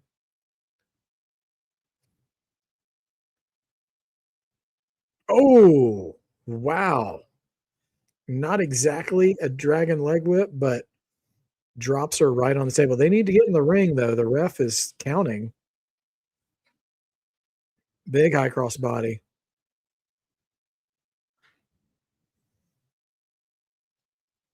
Well, the ref isn't counting anymore, at least.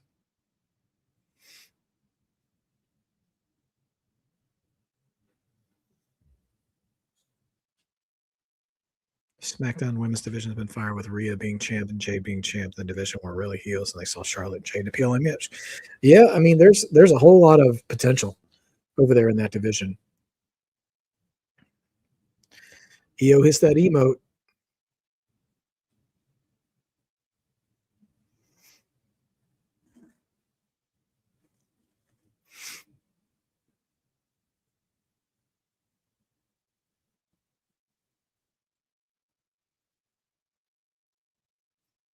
Oh, Iyo going to go for the moonsault? She's taking her time, though. No, Asuka moves. Oh, she tried to catch her in the armbar, but she jumped too far, so she had to scooch a little closer to grab her. But good on Asuka, just getting right on it.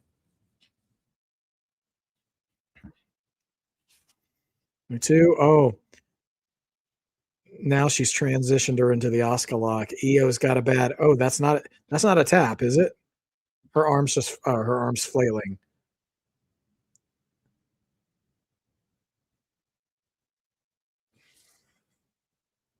She's fading. Is she out? Oh no, she's up. Rolls back. Two. Only two. Whoo. Man, I thought Iyo was done. It looked like they were calling for it.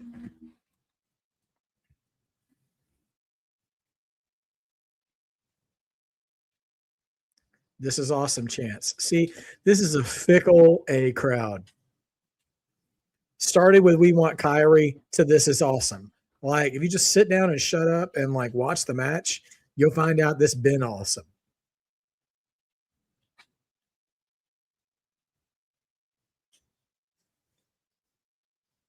Oh man, what a German suplex.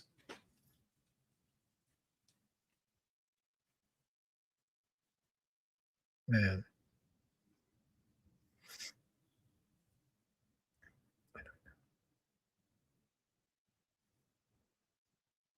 Big bullet train.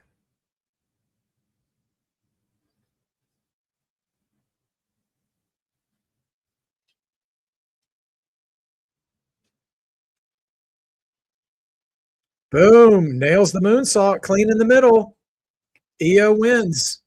There it is. And I think that's a wrap on this feud, you would think.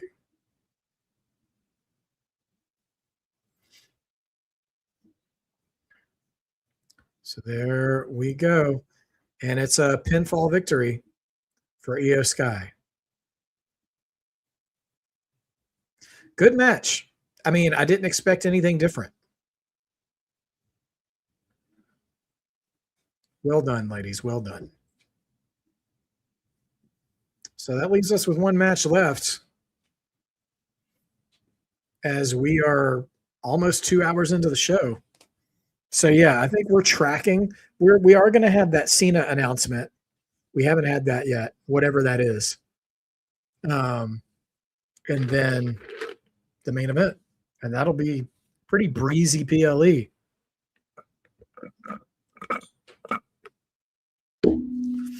I gotta say, I don't love the name over the moonsault for her moonsault, but whatever. She executes it like nobody's business, though.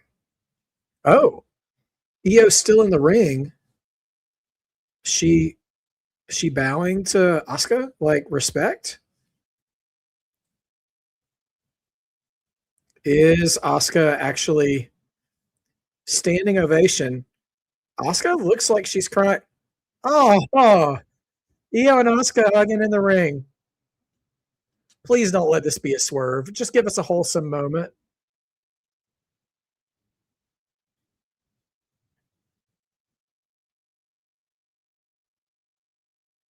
Please, I'm holding my breath.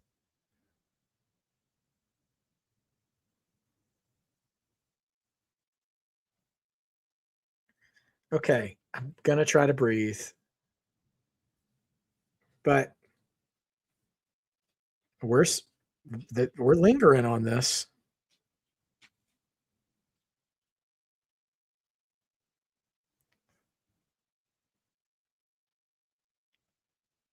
Asuka's leaving the ring. Okay.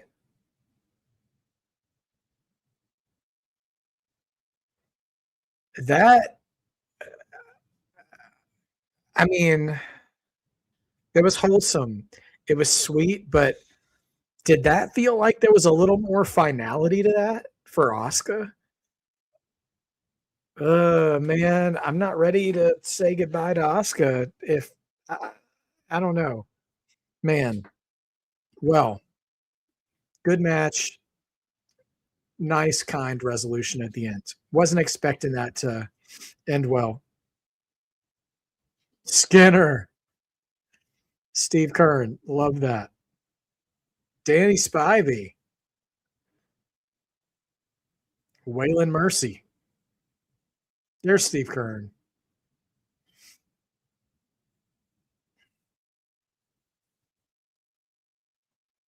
Oh, he's Wade Barrett's trainer.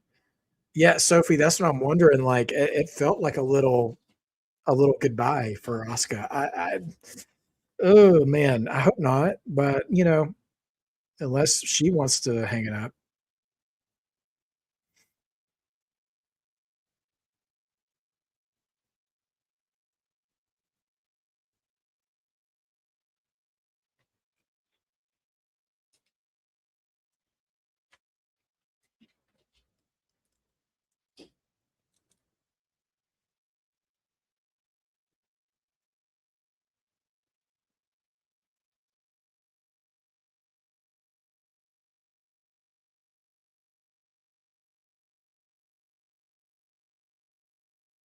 Oh, here comes Cena.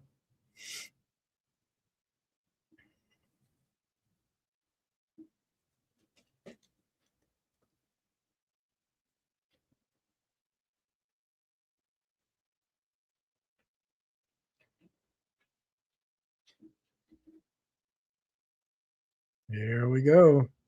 Cena coming out in the pinstripes.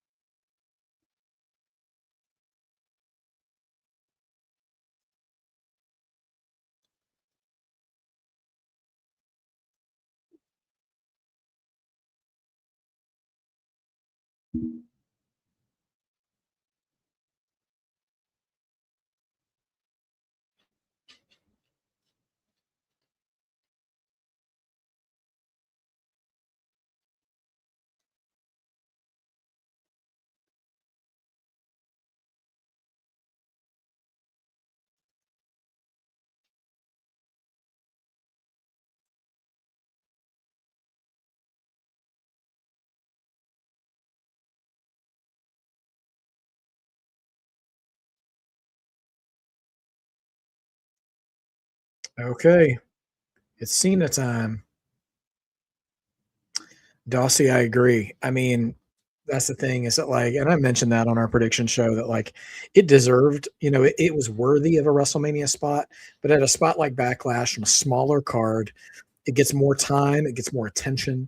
Um, and you could ask talent, do you want to be on the biggest show or do you want to be a featured match? You know what I mean? So, all right, crowd's hot for Cena. Let's see what he's got to say. Excuse me, guys. Sorry.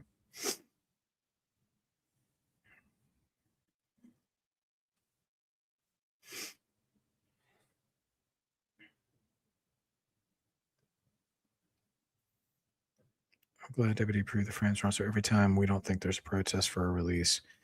We don't think it gets spoiled. Yeah, I agree, Shimonica.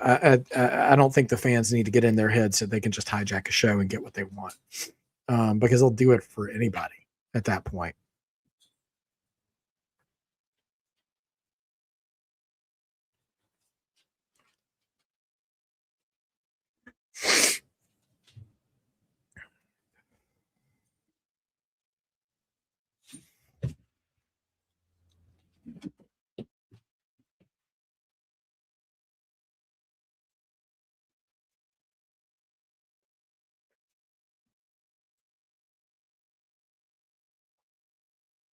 Oh, shut up with the one more match. We don't want that.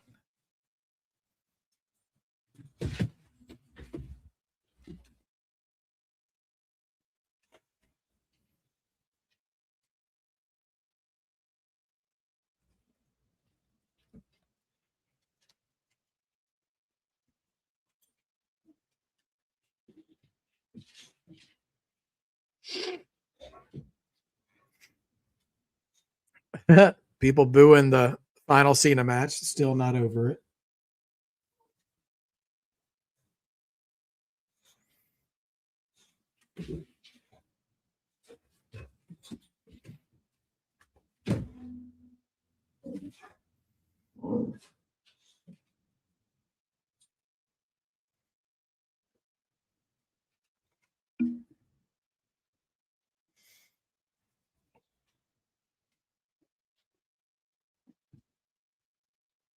Win their way in.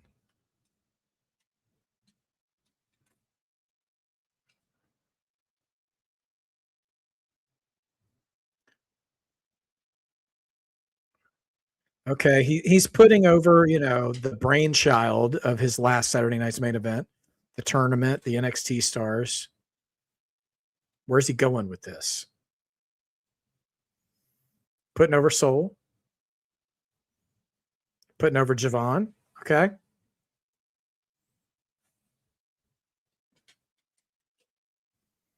Cena putting over Oba.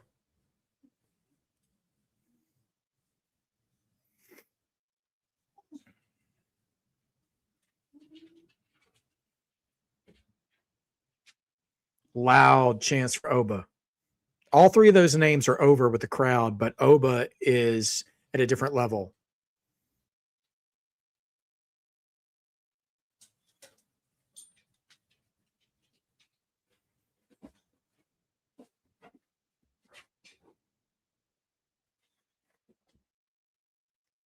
Crowd's still popping for Oba beating Brock.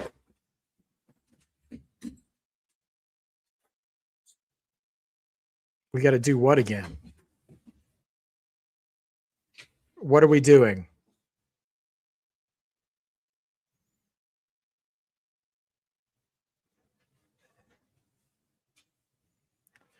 A John Cena classic.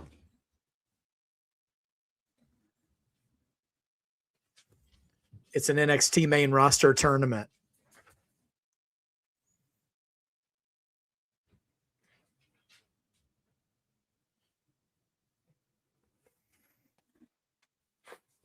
Wait, and hopes to be crowned a champion. Hold on. Is this replacing King of the Ring?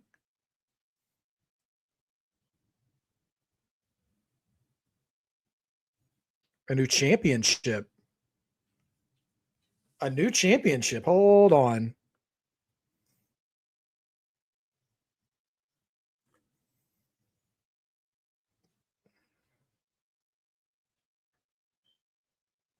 Oh, I don't want the Cena's name on a title.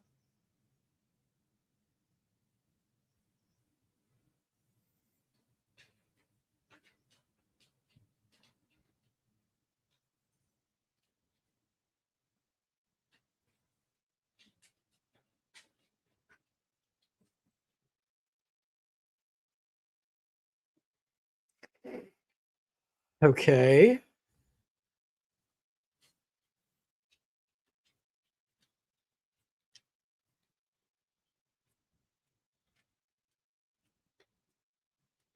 Is this going to be like a Taboo Tuesday event? Hold on.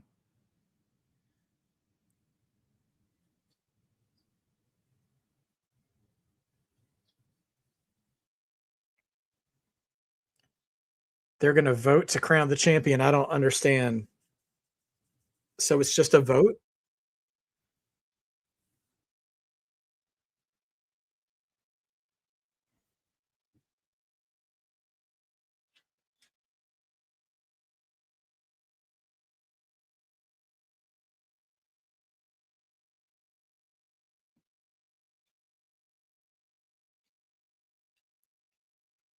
I'm not following. So it's a tournament, but winning the match doesn't actually win the tournament for you because you could just be voted the winner.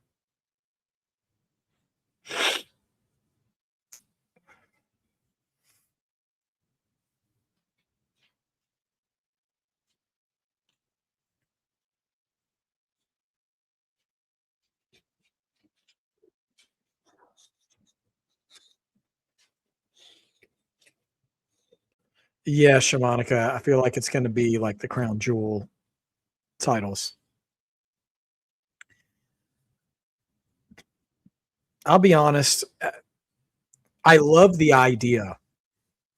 I think I think it would have been a more exciting idea this time last year, but they just gutted NXT, and I don't really want uh to see the current slate of NXT stars take on the main roster because they're just getting their bearings right now.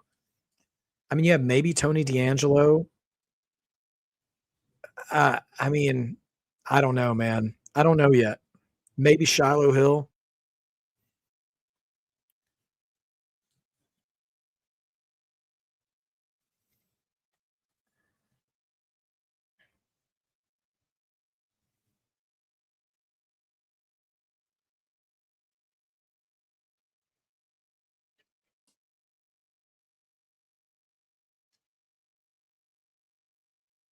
The John Cena Classic. Um, so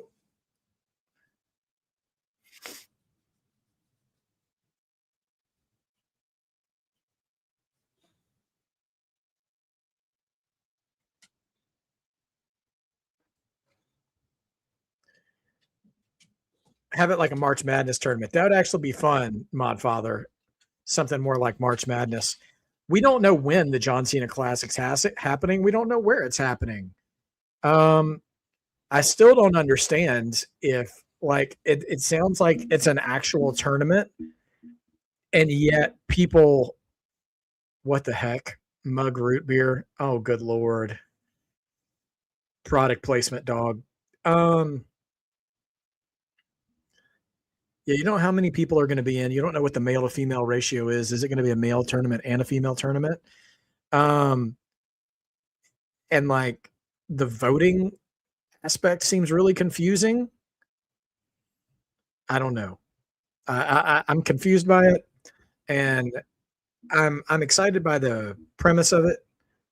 Um, but I'm a little skeptical about bringing people into it from NXT. Now, how the NXT roster is. Actually, the women I'm fine with because you could use Zarya, you could use Kalani Jordan, you could use Jada Parker.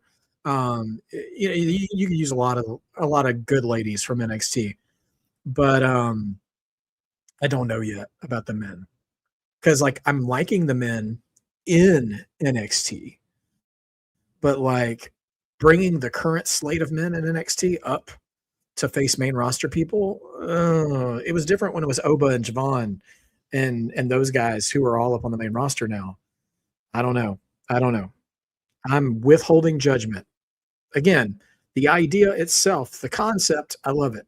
Execution, we'll have to wait and see.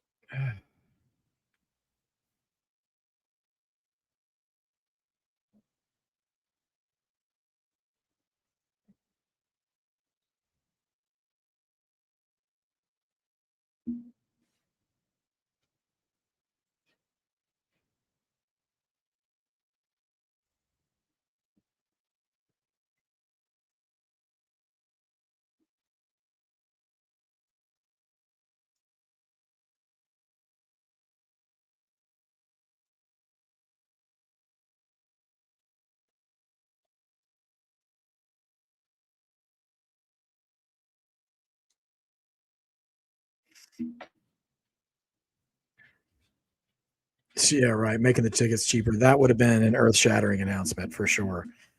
People would have been very, very excited about that.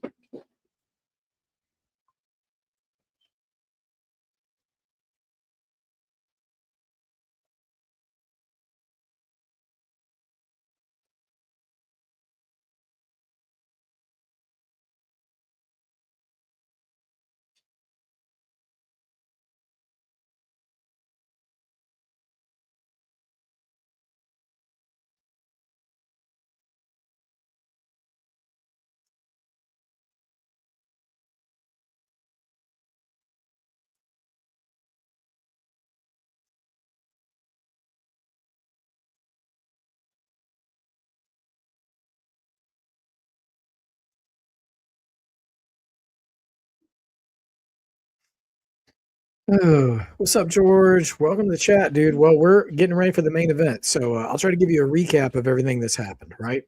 Um, First of all, Braun Breaker beats Seth Rollins. Second of all, Iyo Sky beat Asuka. Um, Danhausen's partner was a mini Danhausen, and it was a funny comedy match. Had a good time. Crowd was into it. Trick Williams successfully defended the U.S. title. And that was a good match as well. Trick and Sami. And let's see, 1, 2, 3, 4. And then John Cena just made his announcement that they are going to have a John Cena Classic tournament, which is kind of a throwback to what he did at Saturday night's main event back in December, where they're going to bring NXT talent up to face main roster talent. He wasn't entirely clear. He didn't say when it was going to happen and where it was going to be, but he did mention that it was coming, that there would be a John Cena Classic championship. And he mentioned something of the fans getting to vote on who wins it, which seems to fly in the face of booking the matches themselves. So I don't know how that's going to work. I tell you what I would do. I would let the fan, if it was up to me, I would let the fans vote on what matches take place, like Taboo Tuesday style. Like have them gather data there and let the fans book what the matchups are going to be, and then creative just takes over from there. Like they can lock it in a week ahead of time or something.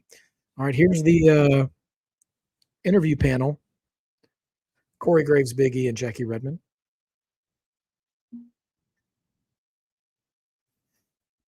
Okay.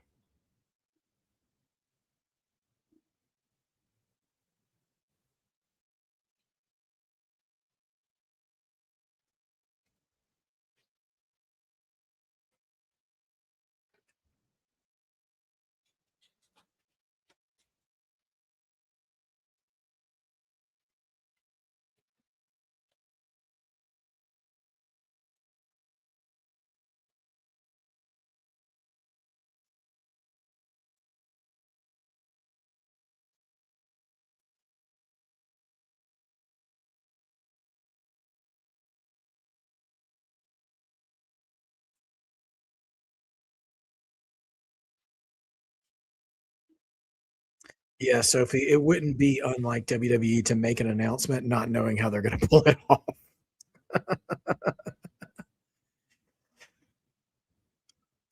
Yeah, I know. Yeah, NXT had the Dusty Classic, and I remember that it was a tag team tournament, which honestly was a WWE modernized version of the Crockett Cup back in the old NWA days when Dusty was a talent.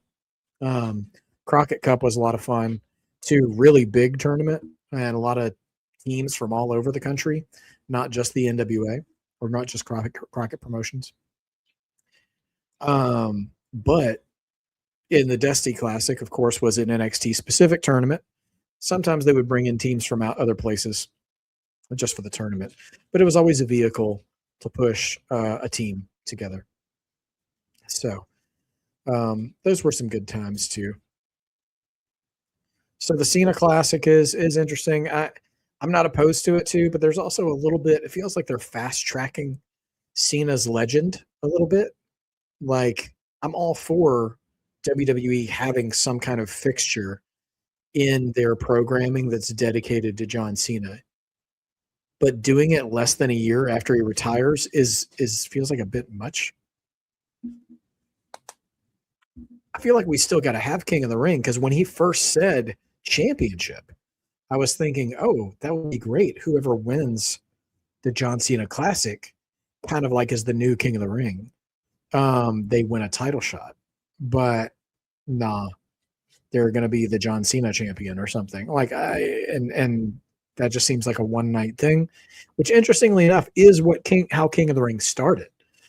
King of the Ring wasn't a title shot opportunity. It was like the Royal Rumble when it first started too. It's just a thing you win that one night, and you get in the record books, but it didn't catapult you into a title shot. Like they didn't. Royal Rumble didn't start giving shots till '93, and then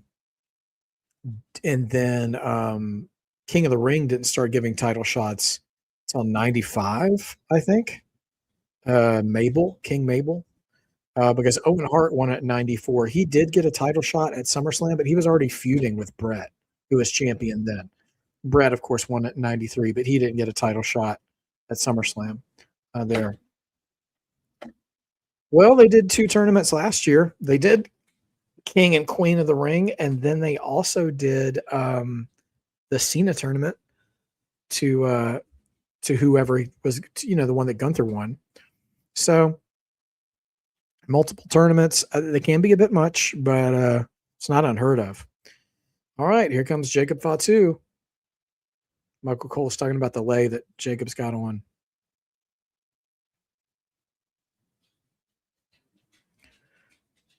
Oh, Haku's daughter made that lay. Interesting. Oh, so he's got a tie to the Tongan death grip then.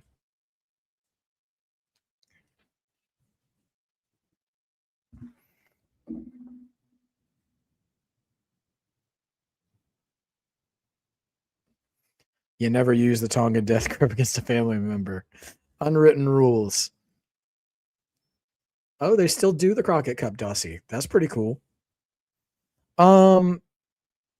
Fatu's in his indie gear. Oh, okay. Good call, Modfather. Do I expect a lot of NXT superstars to be a part of this tournament? I think they'll be 50% of it. I think it'll be half and half. That's my guess.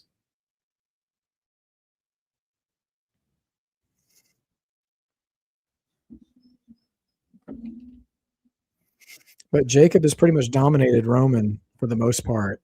But I don't think this is going to be an Oba Brock situation. I picked Roman to retain. It's not that I think Jacob wouldn't be ready to be world champion, not WWE champion, but world champion.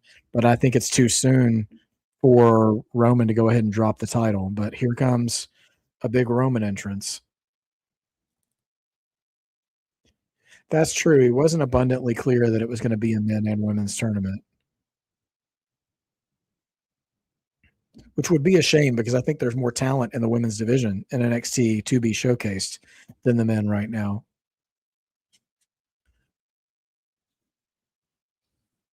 Oh, you bet Mr. Iguana's in the tournament. Okay. I think you could put, gosh, there's just so many women you could put in there. Ren, Kendall, Jada, Lola, Kalani. I mean, you could put Izzy Dame in there. I wouldn't. Tony D, though. Shamanica, you're right. One of Dark State. I would say Saquon.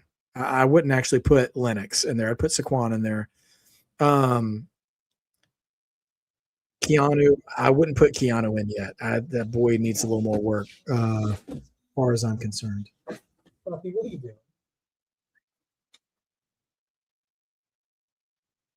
doing? But Miles could do it. Tavion Heights would be interesting to see in it. I think he could wrestle well, you know. So they're just plugging him in for a match. He could do all right.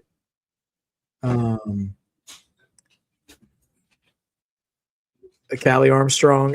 Callie is kind of brand new for NXT. I know she's been crushing it on there. I tell you what, though, if they do bring up the women for this tournament, bring in Jada Parker after having her been trained by Natty would be something special. We got a tease of that on Tuesday. Could be something. For the men, if I'm picking like 5 men, say Tony D, Saquon from Dark State, I would pick Shiloh Hill, maybe Charlie Dempsey, and who else from NXT?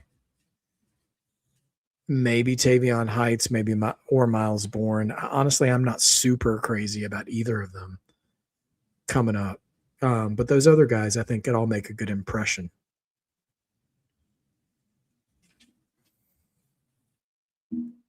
All right. Here comes the tribal chief.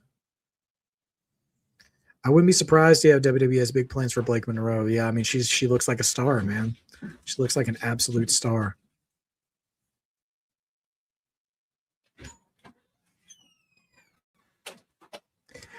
I will say this, WWE, like the way they booked the NXT stars on that Saturday night's main event, I think they did phenomenally well. I mean, they put Soul over.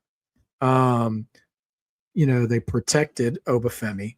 Javon and Leon Slater didn't win, but they had a good showing. So, I wonder when Leon Slater's TNA contract is up because WWE's waiting to snatch him up. So I'm sure there's something there.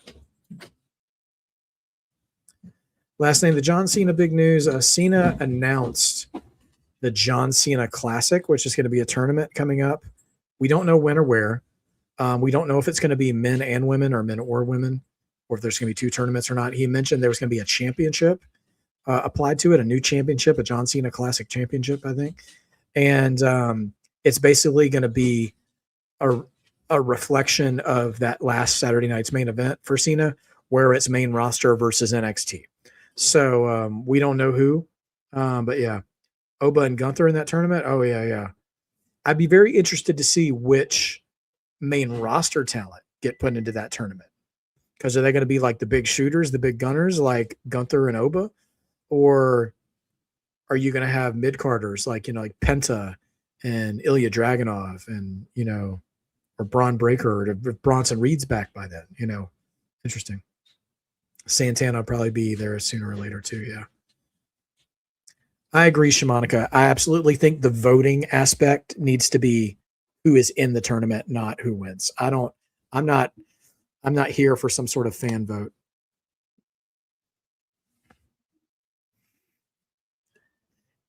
I don't know if they'll do the entire tournament in one night or not.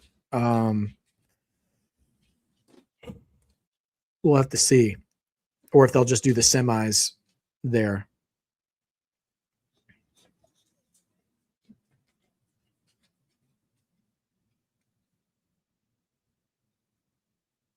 All right, there's Jacob Fatu.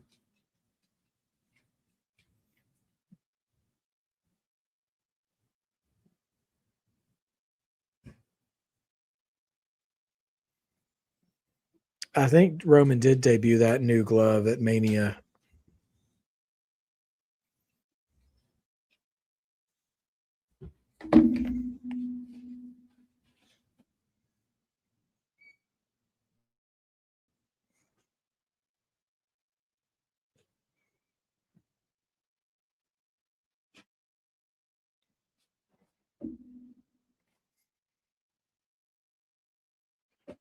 Well, you never know who they'll choose from.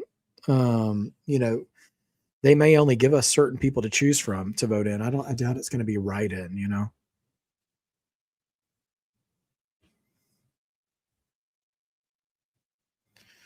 All right, Roman versus Jacob. Gunther and Ilya. Oh man, would be phenomenal.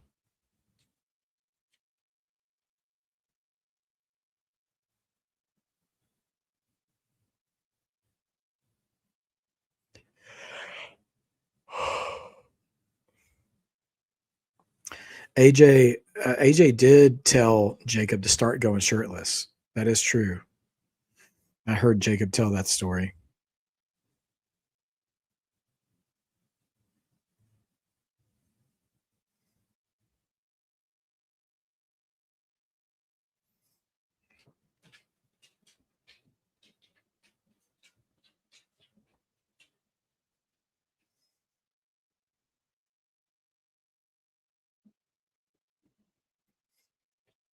So they probably didn't. They probably haven't figured out when it's going to be yet.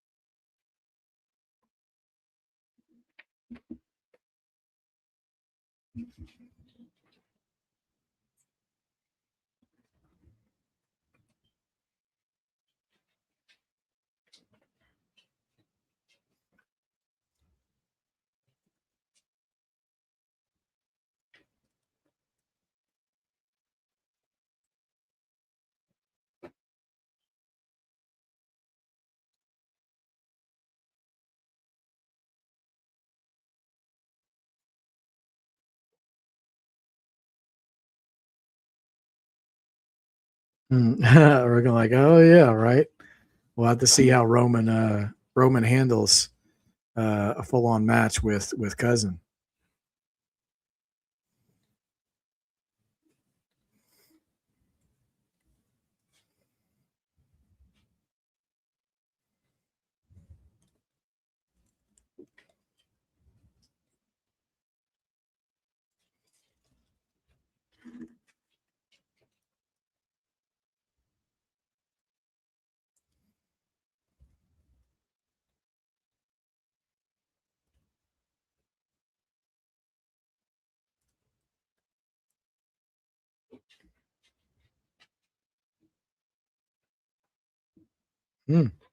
Working that tongue and death grip.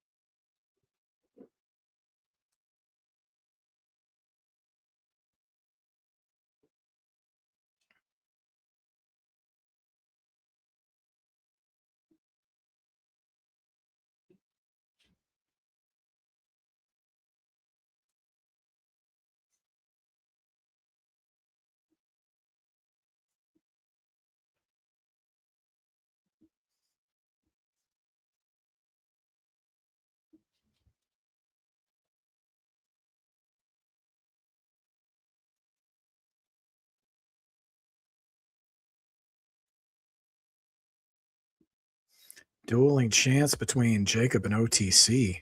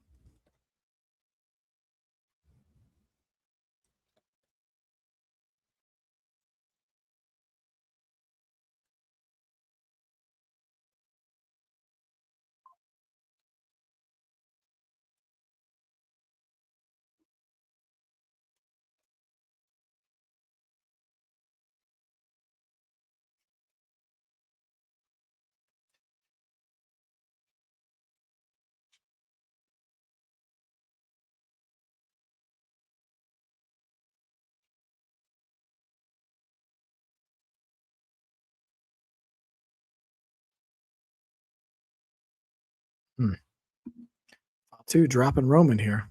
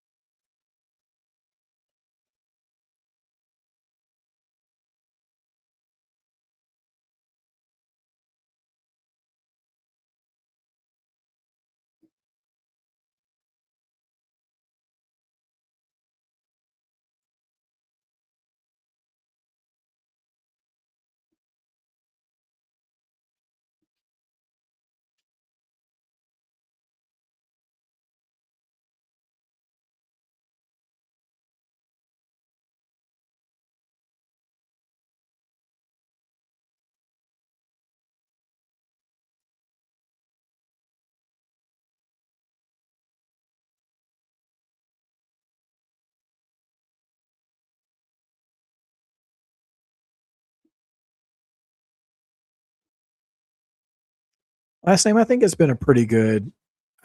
I think it's been a pretty good show. It's been a lot of what I imagined. Like that, not a huge amount of not a huge amount of build, right? But a um good in ring quality, right? So I'm here for it. I've enjoyed the show.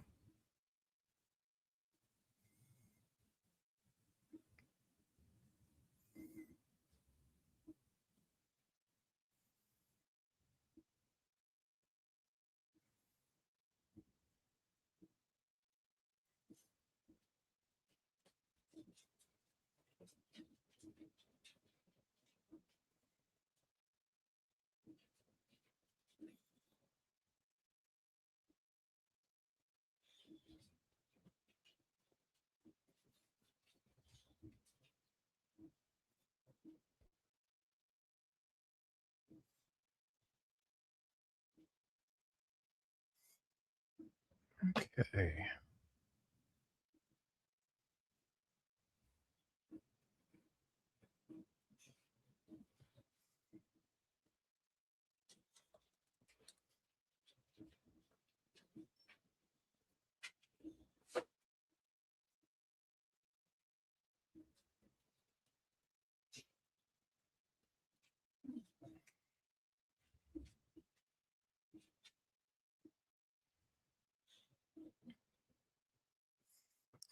Green shirt guy.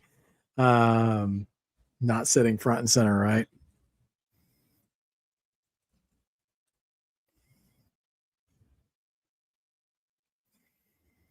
Okay. They're still both down, both of these guys.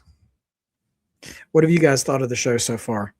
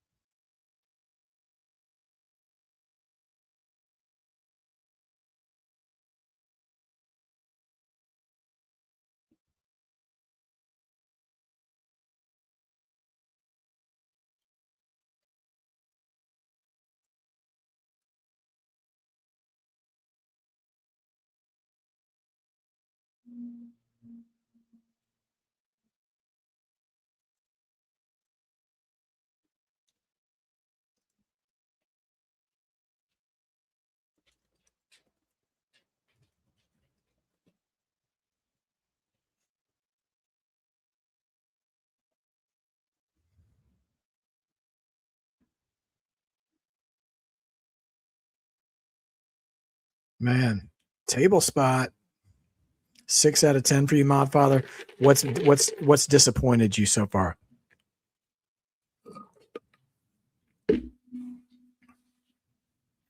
Jacob getting back in the ring here. Shmonica says real good show so far. Yeah.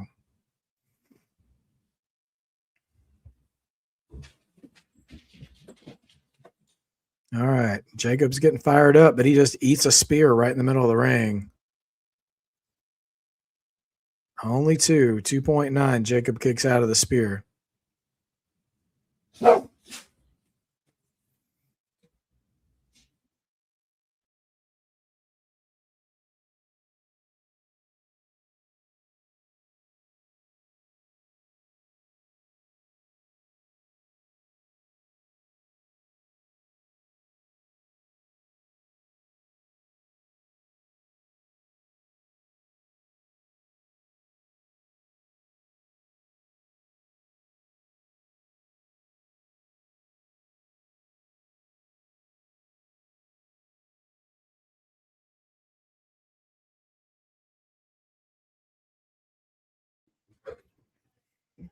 Yeah, it might only be for the men. I'm not sure how that will work out, you know.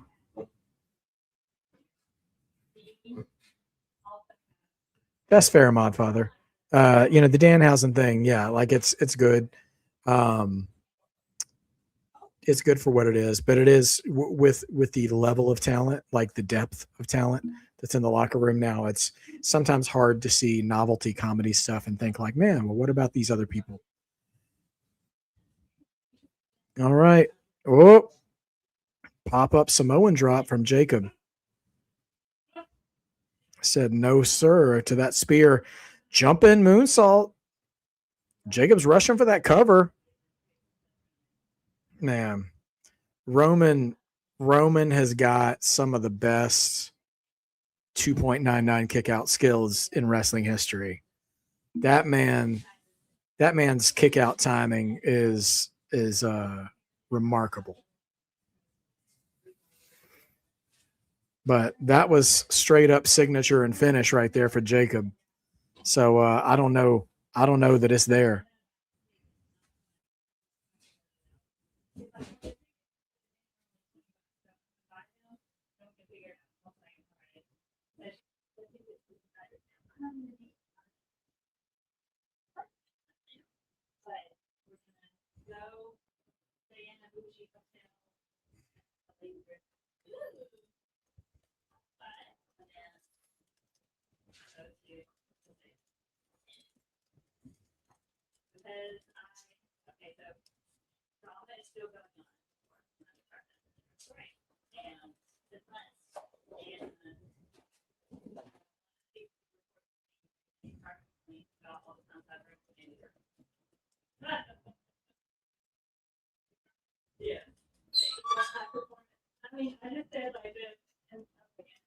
Oh, knees up.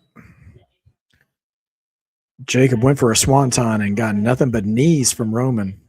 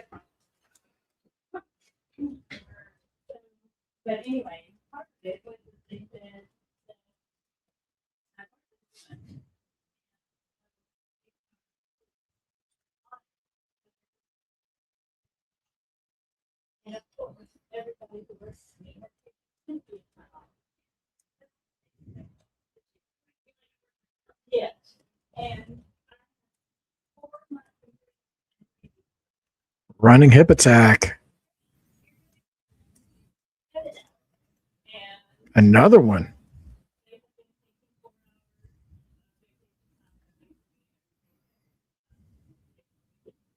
Calling for that Tongan death grip. It is a good moonsault, dude. It's really well made, really well executed.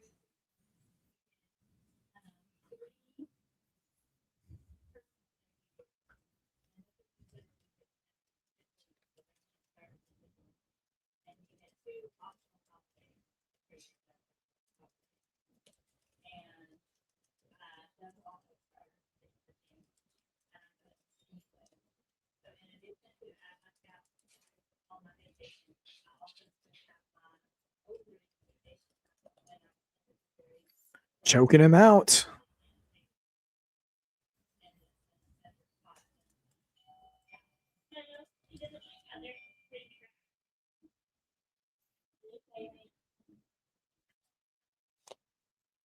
Right. Oh, Roman's got that Hogan thing going. Oh, man, he's going for the eyes. Ref bump. Ref bump. We going to get some interference here?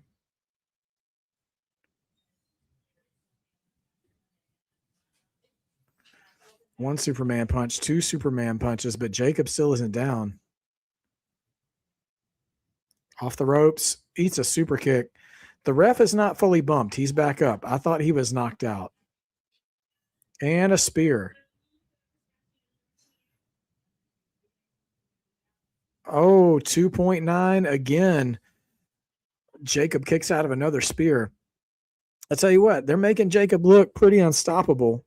Not like Oba unstoppable, but he will not go down without a fight. But Modfather 100% right on the air that Jacob gets on that moonsault is wild.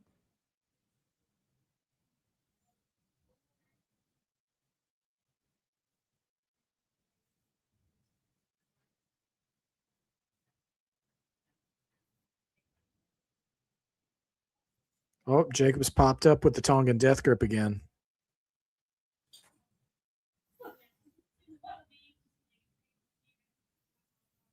Robin trying to grab the ref. Oh, turnbuckle pad. He's grabbed the turnbuckle pad off. Oh. Roman just hit Jacob on the exposed turnbuckle right in front of the ref. Spear 3. Roman retains, but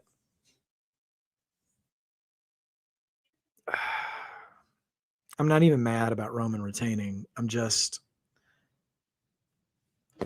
why was the ref looking? Why didn't they do an actual ref bump? Like, that should have been a DQ. Like, the ref fumbled that. Somebody fumbled that spot. I wouldn't call it a botch per se, but like, well, now Jacob, not happy. Hey, Gigi. Oh, Jacob's still attacking Roman after the bell. Okay, I'm here for this. The ref trying to stop him, and Jacob shoves him off. I don't know why the ref is still trying to involve himself in this. The match is over. Oh, Jacob just Samoan dropped the ref.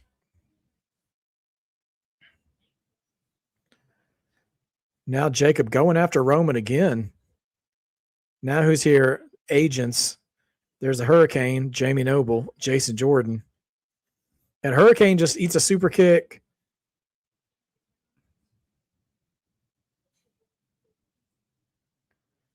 Adam. Oh, he just tossed Adam Pearce out of the ring.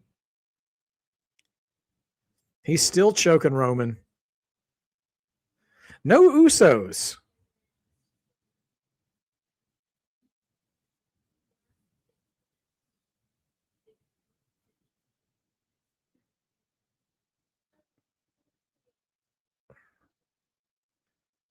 Yeah, I'm surprised no Uso appearances here.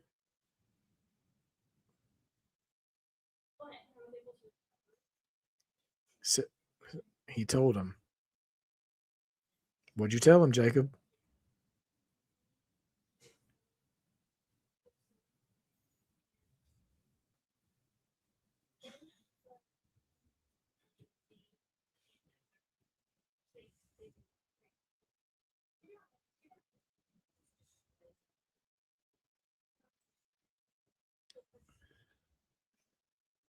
The crowd was chanting one more time because that's what they do these days.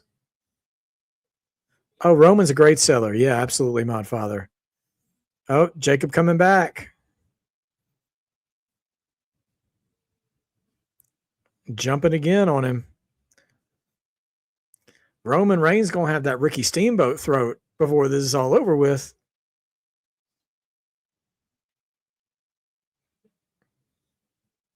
Adam Pearce trying to pull him by the hair off, and they can't pull him off.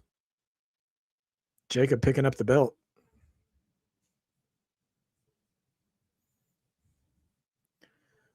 Jacob posing with the belt over Roman's prone body. So Jacob's not done with Roman. And that's Backlash.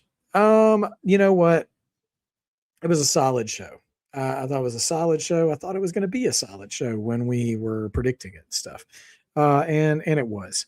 That being said, it was the finish to that match was disappointing. Like what they were going for, I thought was really good.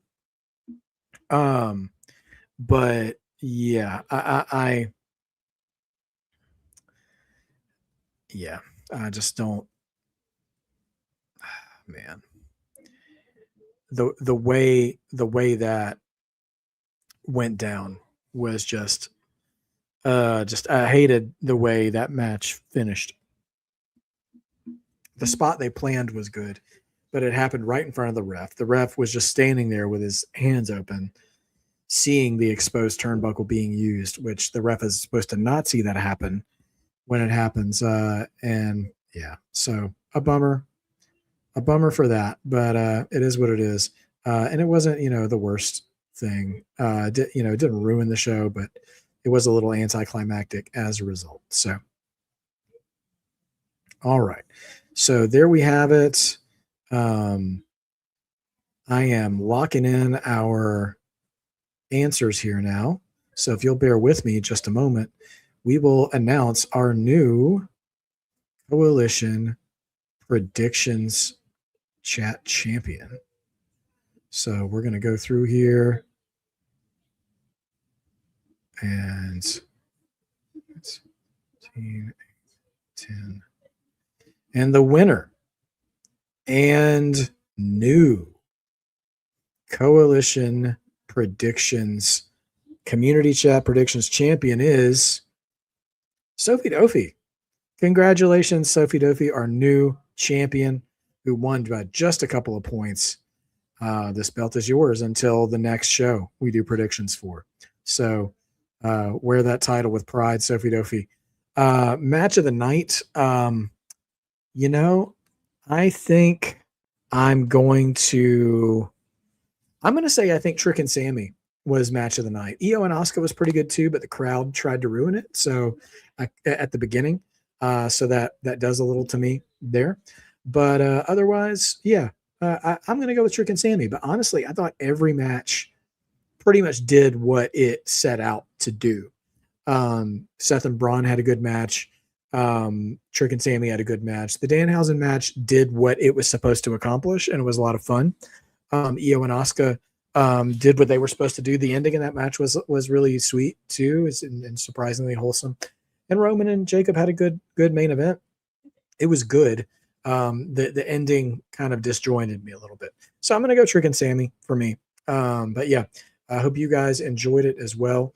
I'll see you guys on Tuesday for NXT, and we will get back at it soon. So hopefully you guys have a wonderful rest of your weekend. Enjoy Mother's Day. Call your mom if you haven't talked to her, and we will see you guys until then. But until we see you again on Tuesday, don't forget to be a mark, because being a mark means you believe, and believing makes wrestling better. Have a great rest of your weekend, guys, and I'll see you.